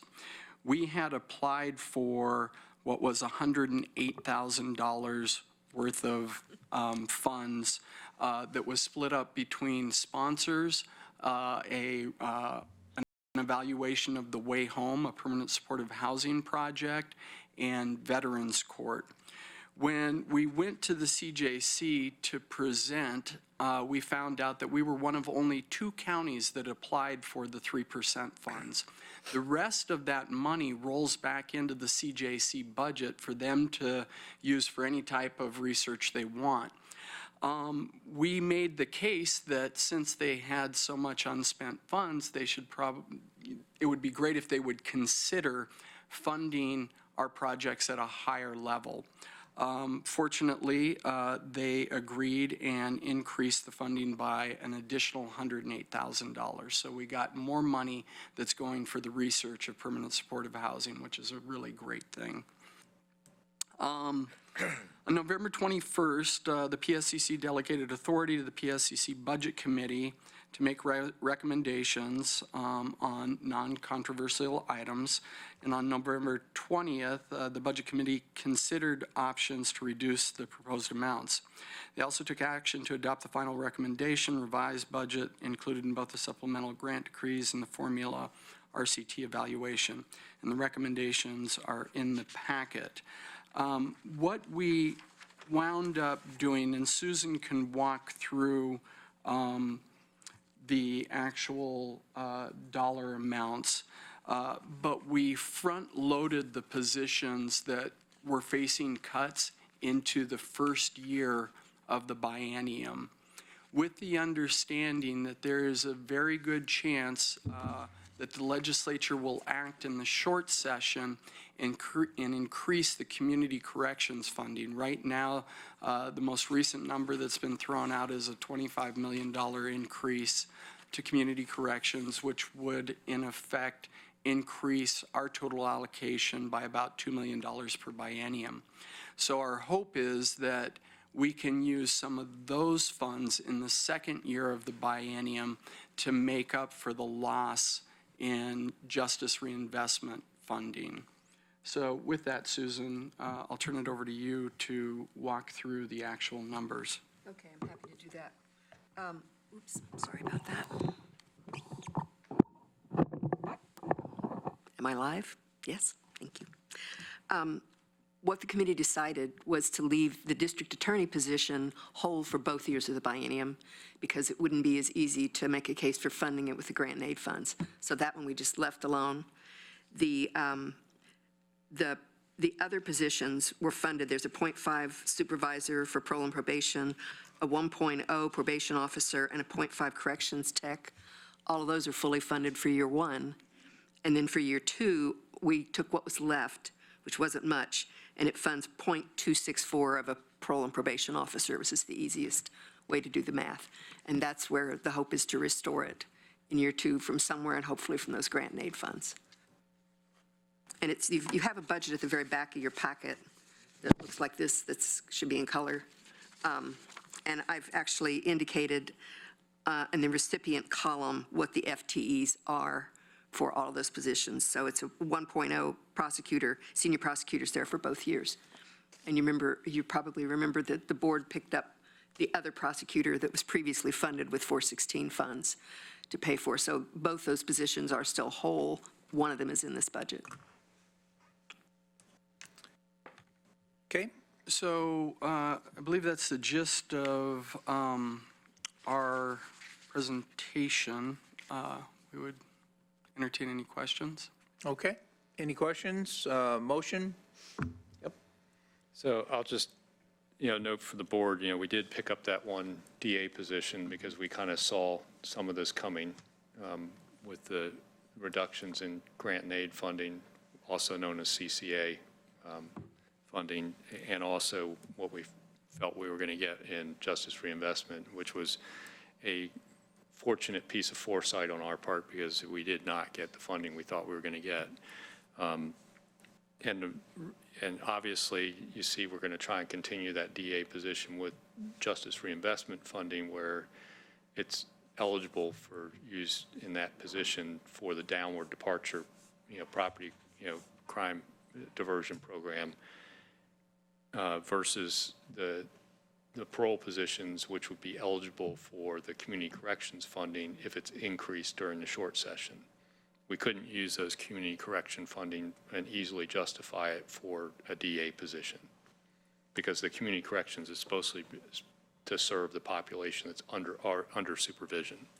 So it's a little bit of a juggling act, and that's why we're doing it that way. But I want to make a note, though, that right now the number is 25 million. And Sheriff's Association kind of went rogue on us a little bit, which I think you're aware of, and put a number on the table with the governor's office when we were trying to be insistent on going to the full 50. And apparently that number is going to reset the service level for opt-out to that increase of 25 million for the biennium. So one of the things I have to caution folks is we're going to get roughly about $2.25 million of additional funding in the second half of biennium, but it's not going to be, we got to be careful only to spend half of that on recurring cost because the following biennium, that's going to be the reset number. So we're going to have to kind of use half of that on one-time investments in our criminal justice and our diversion programs. So just be aware when we come back, hopefully after the short session for another budget amendment, and that'll be a much more happy occasion, I hope.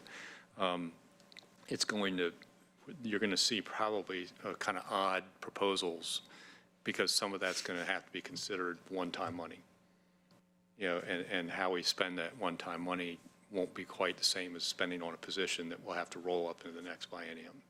So I just want to kind of preclude, do that, but, we still have the ability, hopefully, to maybe lobby that be considered half a biennium's worth of money, and the reset should be for the full 50. Then we'll be able to spend it differently, but wait for the short session, and if we have a short session, to work that out. But I think this is kind of self-explanatory. Some great programs. It's great we got the extra study money. A lot of that money gets spent with local folks here in our community that kind of connected to the University of Oregon and all that. So it's actually great that we're bringing that extra study money into our community because it actually generates economic activity and jobs here. And I just want to say, Susan, when's your retirement date? July 1. Oh, July 1. Okay, so I won't do a going away thing with you yet, but I just want to say. You just did. I just want to say, how appreciative I am of the work Susan's done for the Public Safety Coordinating Council and the work she's done as a grant writer and managing our grant applications. Every Public Safety Coordinating Council meeting, we get a little green sheet attached to it, which is the status of all these grants that she's involved in. And it's just, pending grants, applications, and things that have gone, concluded, but it's just, millions of dollars worth of money that comes in and out of our community that Susan helps us funnel. And I just want to say thanks, Susan, for all your work. I'll embarrass you later when it gets closer to July, but. Thank you, I appreciate the comment. But no, I mean really embarrass you. Maybe You ain't seen nothing. It's so easy to do. Yeah. It's almost Maybe we'll talk poker and purple hair or something, I don't know. So, but with that, I would like to move approval of order number 1912-1007.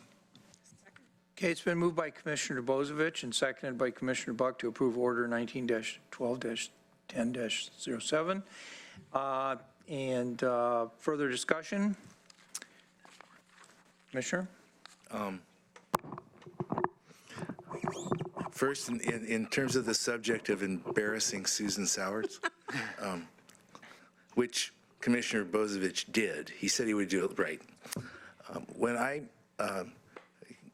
worked in this community in 1992 and met Margaret Nichols and started a group called Networking for Youth, and there was this Commission on Children and Families. And I want you to know, way back then, I was told that if you want to work with grants and grant making and the professional organization of SAME, you work with Susan Sowers.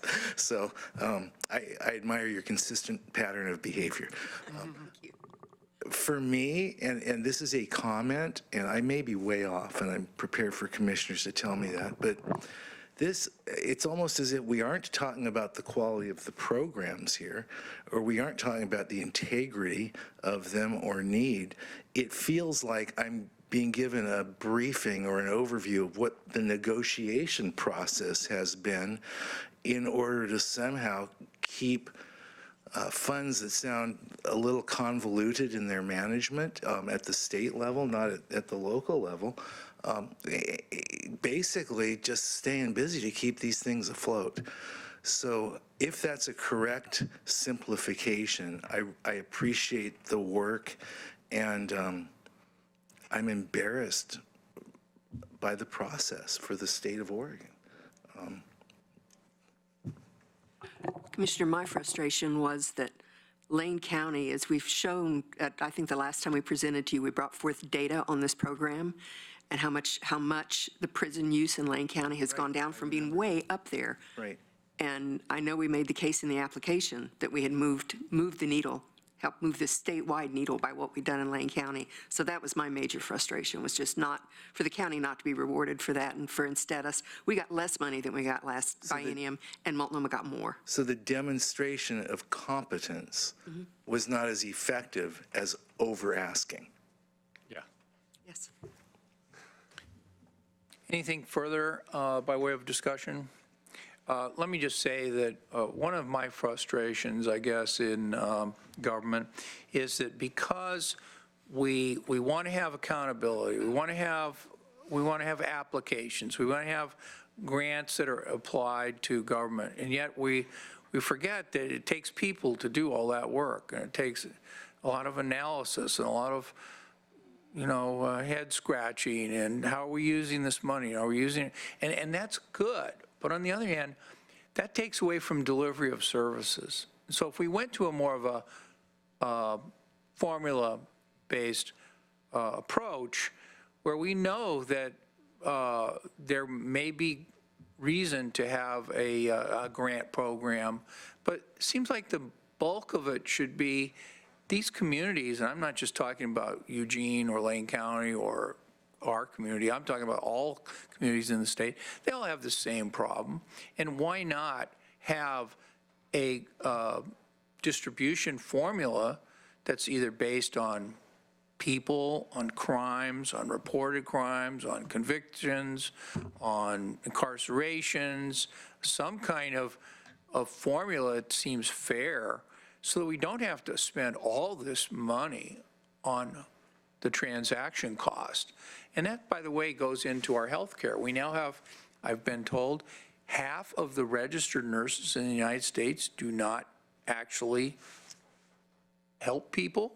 They are in the processing of the reimbursement for who provided the service. That's an astonishing number. I hope it's not true. And I hope someone that watches our video could update me, and maybe that's an old number. But, isn't that sad? We have to spend all this money just to justify how the money is spent. So maybe that's something we could think of as our legislative priority, is to figure out a way to have a base of state funding for criminal justice. Every community has it. Every community needs it. The legislature knows it. They appropriate the money. Wouldn't have nearly the amount of struggle that we seem to have. Yeah, go ahead. Chair Sorensen, I think to be clear, the vast majority of the justice reinvestment money does come down in a formula basis. It's just this one carve out of $7 million that they've done in this kind of weird grant application process. And I think they're going to get an earful over the course of the next year and the lead up to the next biennium around the process, because we weren't the only ones that were unhappy with the way this played out. So you're right on line, but I don't want people to walk away thinking that most of the money is coming to us in this format. And I also think it's really important to understand that the tenets of House Bill 3194 were built on the idea of providing funding to the counties to reduce their dependence on prison beds and reduce recidivism with accountability built in, which I think is a good thing, because we do want the money to be spent in areas where we're moving the dial. And Lane County has probably been the leader in the state, among the top 2 or 3 counties in actually moving the dial around our prison utilization, which was very high. Going back to the tenure of the previous district attorney, where we had policies in place that allowed people to go to prison for longer periods of time, in part because we didn't have capacity in the local jail. But there is real value in this idea of incentivizing and creating accountability.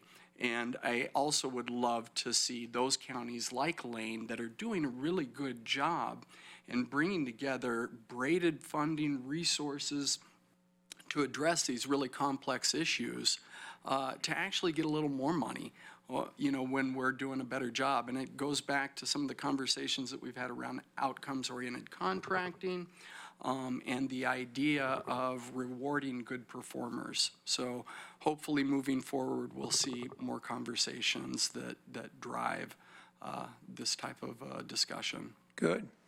Okay, further discussion? Seeing none, we'll move to a vote. All those in favor of approving the order as presented, please say aye. Aye. Opposed, say no. Motion carries unanimously. The order is adopted by unanimous vote of the Board of Commissioners. And thank you very much. Thank you. Appreciate that. Okay, we are ready to move to item 10A, which is our discussion regarding a Conestoga camp at 13th and Tyler in Eugene. Dan Hurley, Lane County Public Works Director, Corey Buller, Lane Event Center Manager. And do you want to join us too from the Fair Board? No? Okay, very good. I just wanted to make that invitation. It's not on the agenda, but you're here, so it's harder for us to ask questions at that distance, so I guess you knew that. Okay.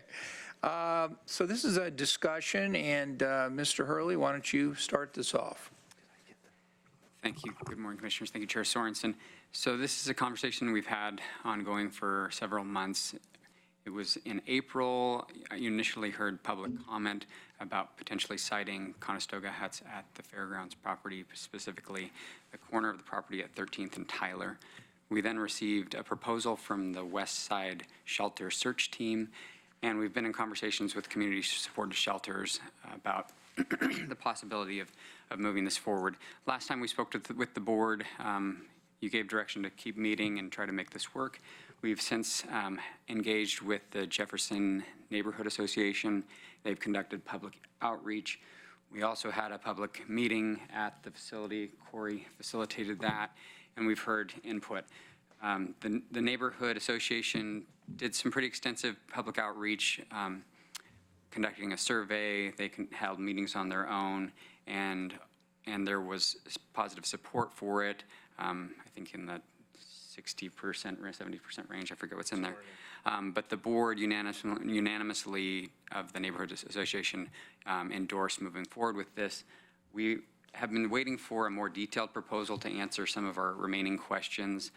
We've also met with Eric DeBurr on site very recently, earlier in the week, to try to hammer out the last remaining things. So and as the county administrator mentioned, we've ironed out the issues with the insurance to be able to reduce to a $1 million, $2 million coverage. So I think we're there in that regard. So I think at this point we're getting pretty close. There is still resistance from some of the neighbors. Corey continues to receive emails, people that are not in favor of this approach.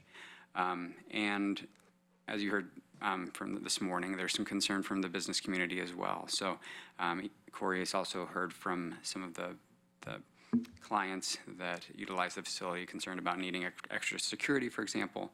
So we wanted to bring that to your attention and find out if you want to hear more about that and any other direction before we move forward. Anything else, Corey? No, that's pretty much sums it up.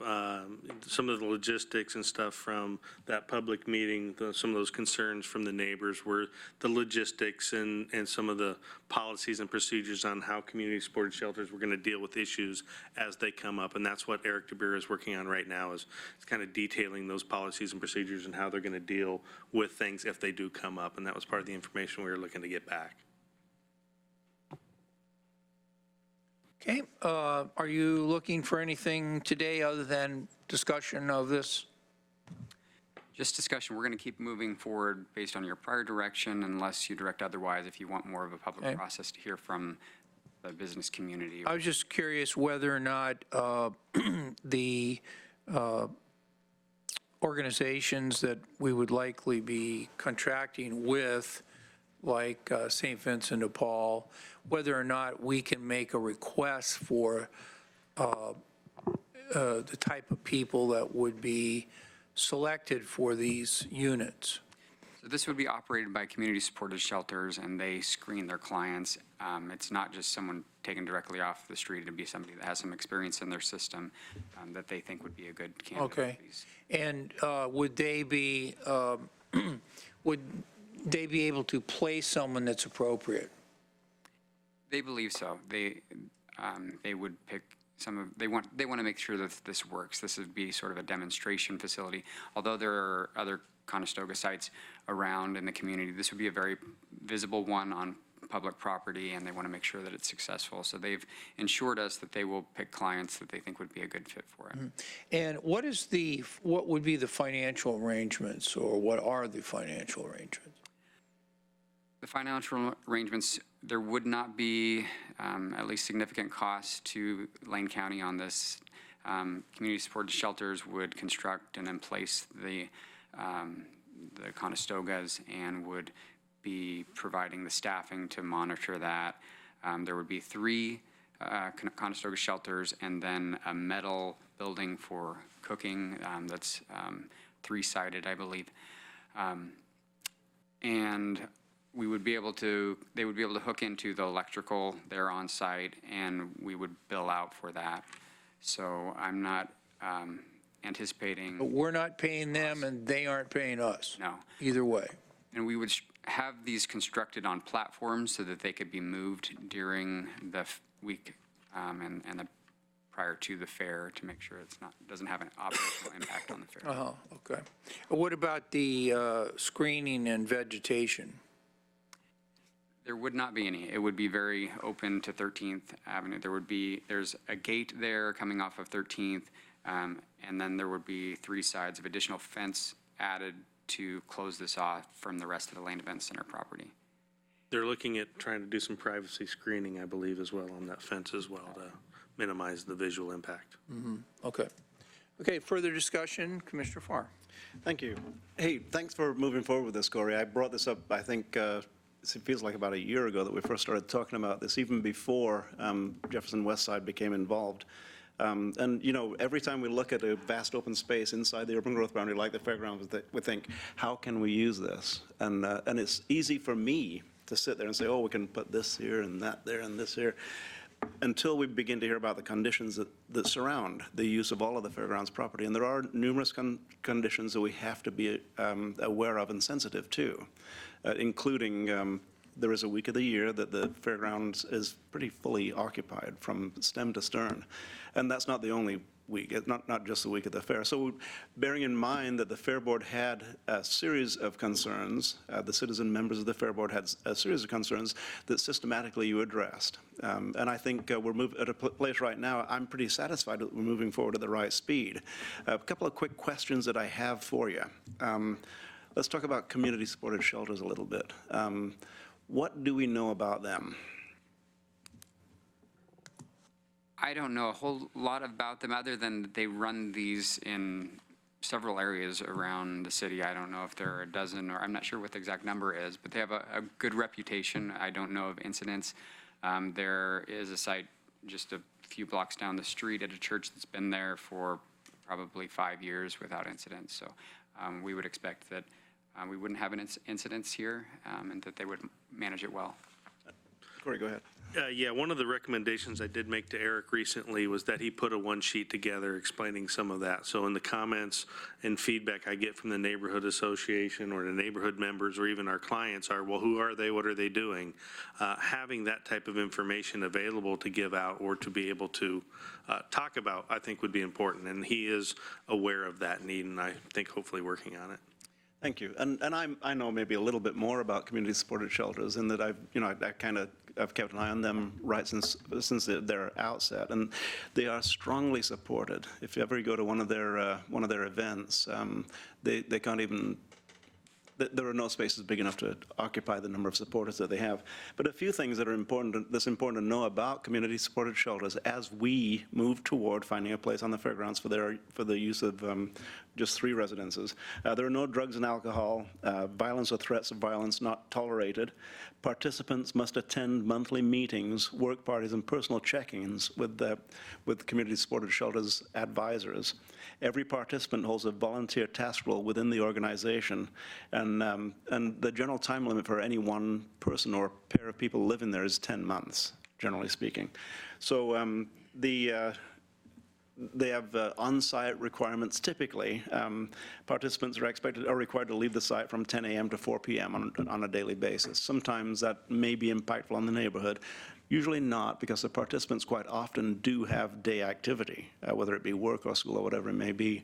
And if we want to see community shelters in action, there are a number of different places to see community-supported shelters, but the Veterans Safe Spot at the Mission, for instance, if you drive by there, you can see what it looks like. And really, community-supported shelters, if you were to look at it as a neighborhood, you'd say, hey, that's a pretty nice neighborhood. And I can categorically say that. That generally, with the exception of the fact that it's not hard-sided facilities with the flat roofs or pitch roofs or whatever, and they don't have on-site electricity, you generally say, you know, that's a well-organized, well-run neighborhood, and it's because of some of the rules that I mentioned. I wouldn't be interested in sharing our fairgrounds facility with anyone if they didn't adhere to strictly, that they didn't comply with at least the rules that we generally that we use on the fairgrounds. And I'm really comfortable. And I want to thank you for the pace that you've been moving forward, considering the conditions that are there. They're not manufactured. You know, you're not making stuff up. Everything that we say regarding the use of the fairgrounds is legitimate, real, and it's vetted by the Fair Board, which the chair of the board is sitting in the audience with us today. They're concerned. You know, our citizen members of the Fair Board are concerned about the use of the facility being compatible with the other uses that are already existent. And what I will say, there'll be more questions perhaps, but really, I'm comfortable with the speed that we're moving. I wish we could have done it yesterday or even a year ago, but considering we do have conditions surrounding it and that you are, Corey, systematically addressing the conditions and making certain that we are remaining in compliance with the Fair Board's requests, the Fair Board's governance, and Jack, you're the governors of the fairgrounds. So once again, I'm pleased with the speed that we're moving. So thank you very much for today's presentation. Okay, Commissioner Bozevich. Thank you. Corey, are we currently working on a master plan study for the event center? Yeah, we're working on a portion of it. We have a market demand study, which we had intended to come back here in mid-December. We found some inaccurate data that we'd provided, and we've redone the data, and they're now working on it for, I believe, January 15th. It's Diana Jones has it on tentative hold for you guys to come back. That will be kind of the impotence of the final master plan and where we go from there. So that'll include new data on economic impact. It'll include new data on usage. It'll include a lot of data in there. Yeah. So I'm kind of on the other end of the spectrum here. I think we're moving too fast. Without the master plan complete, we don't know the final use of this property, how much we need to use, whether it's actually too small even for our long-term purposes, or, you know, whether there's pieces that are surplus. We don't know.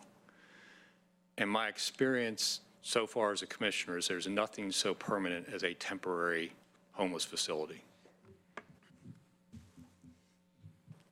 And, you know, look at the objections we had to closing Camp 99. Look at the issues we had about moving the Nightingale facilities off of the football parking areas when it came time, you know, and on what was supposed to be very short-term leases. I also am concerned when we have, you know, Karen Ramos here saying we really haven't been asked. Is what she didn't say that directly, but it sort of sounded like that's what she was trying to tell us, is she has not been asked about this. And her testimony was around, you need to ask the exhibitors. If you're going to do things with the fairgrounds, ask the exhibitors. She didn't specifically point to this particular issue, but it was obvious that, and it's obvious from the emails we've received and that you're receiving, this does not have complete community support. It might have the Jefferson Westside Neighbors Board's unanimous support, but it doesn't have complete community support. And one of the issues around that is the high concentration of these kind of facilities in that area, and whether or not we are putting all that need for services on one small neighborhood. So for me, I'm kind of, it's time to pump the brakes. I'd really like to have the master plan first, and I'm a little concerned. You know, all we have to do is look at what happened when we jumped and for good reason opened the Wheeler Pavilion when we had those unusual, way out of statistical norm cold nights in October. And we had how many criminal incidences with that? Grand theft auto, microphones disappearing and stuff like that, bathroom trashed. There was all sorts of problems with that. So, we have to be a little bit more careful about how we do things. And I would be on the opposite end of the spectrum, and I think we should wait till we have the master plan before we say yes to any sort of use of the fairgrounds for any other purpose than as an event center, because that place is funded by event user fees, which is Ms. Ramos and other people, or transient room taxes, which are intended to be for the promotion of heads and beds. Carving off a piece of that, even under, quote, a temporary use for something other than use as an event center, kind of violates the contract under both of those funding sources. So I am much more of a let's wait and see what the master plan says and see if we do have surplus space. This also impacts the discussion of permanent supported housing on that site. So for me, I'm much more likely to say, please slow down. Let's wait till we know how we're going to use that property long-term. Because once we put those Conestogas there and you could try and move them for the fair, I bet we have a whole lot of problems with that. And that's going to whatever area we fence off for that is going to suddenly become not usable space. So I'll express my concern here that we should slow down. Commissioner? Early in the year, I think it was Jay Mosley from the neighborhood was the one that came and communicated with myself and I believe you. And I think that was in the spring, even, or if not early summer. So we've had, a good, at least a half a year, if not a little bit more than that, to discuss this. And I feel like we've gone through it the right way. We've had the open discussions with the neighborhood. There's been the surveys, there's been outreach, the fair board's been involved, and winter is coming really quickly. If any time of the year we need to be able to look at some temporary housing, now's the time. And in fact, preparing for it takes a little bit of work too. And January is just around the corner. This is kind of a bit of a pilot type of program in the way that I think of it, because this hasn't been done on the fair site before. And they know that they have to move at the very least for the fair itself. These things are mobile. I don't have the same concerns as Commissioner Bozovich. If anything, I lean squarely on the side of Commissioner Farr that I think we've done the due diligence that we need.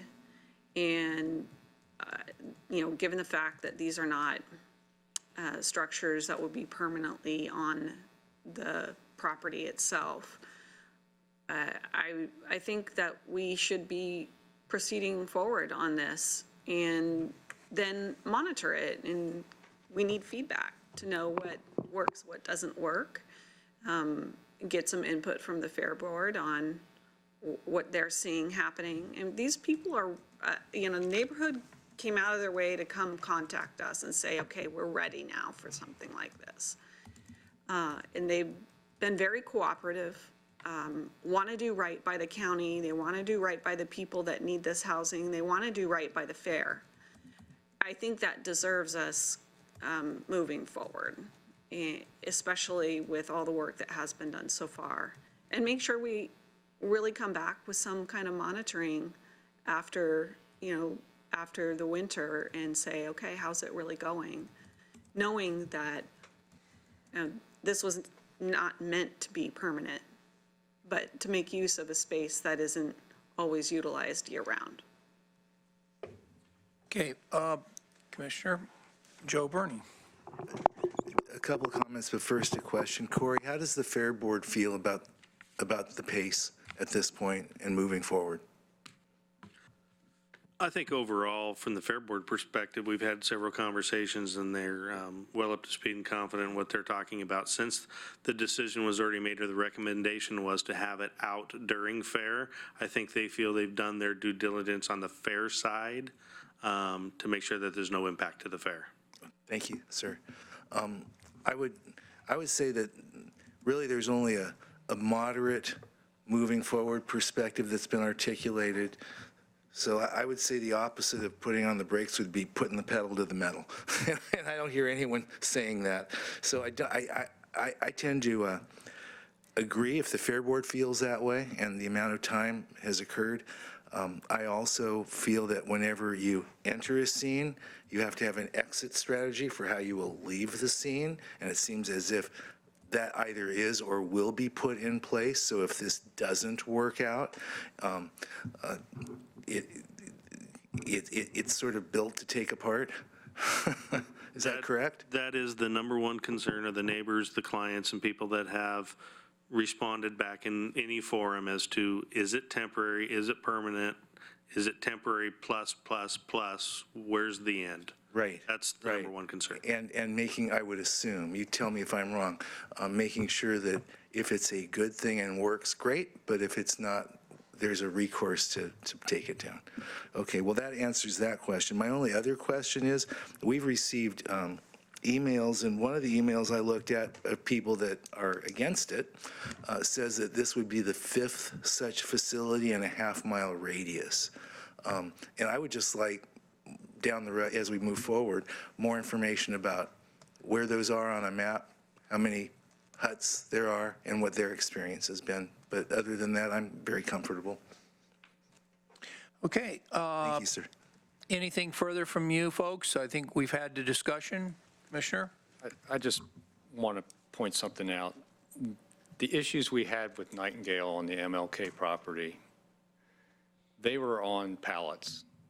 They were temporary fencing around them with an agreement when they were sited that they were going to leave after 6 months.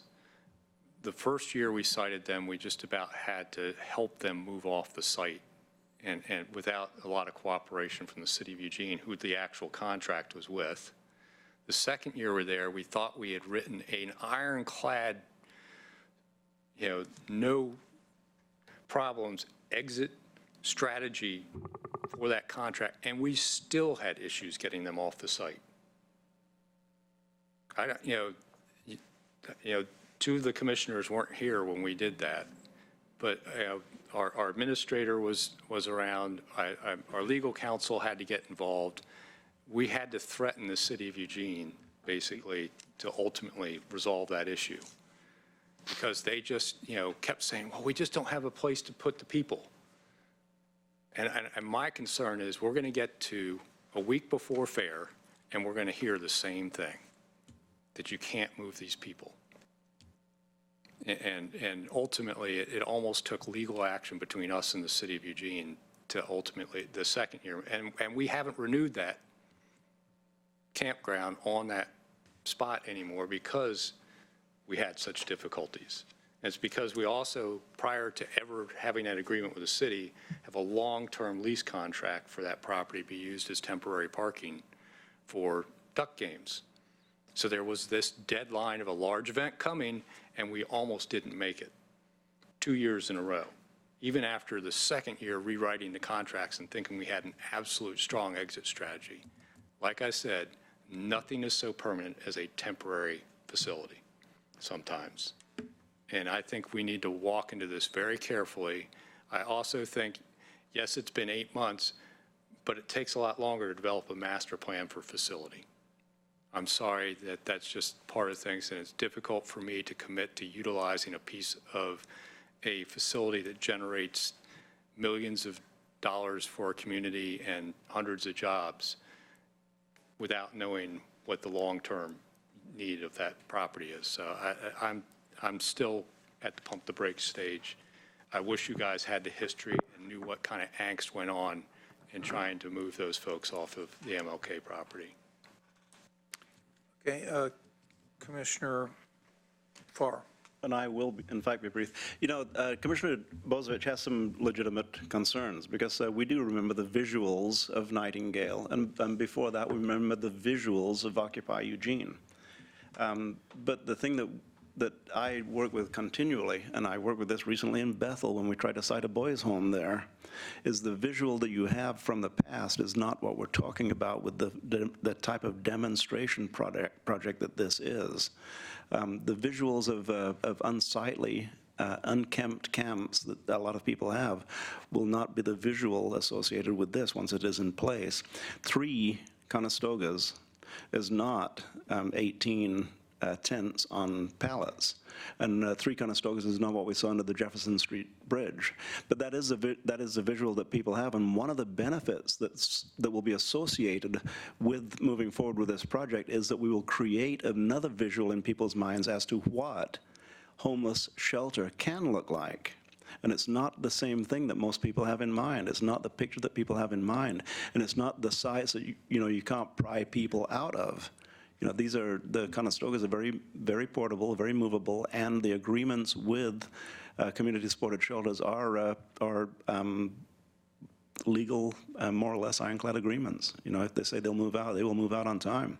It's not like more of a free-form arrangement. You know, Nightingale was very new when we first had them on the MLK property. And it was a piece of property that was not being used for anything else at any other time. The conditions were very different there. The fairgrounds is a busy place, and is a place that we need to make sure that we're not interfering with the regular operation of the organization. I wouldn't be in favor of it if I thought it were. And I wouldn't be in favor of it if I thought that a facility that looked like Nightingale.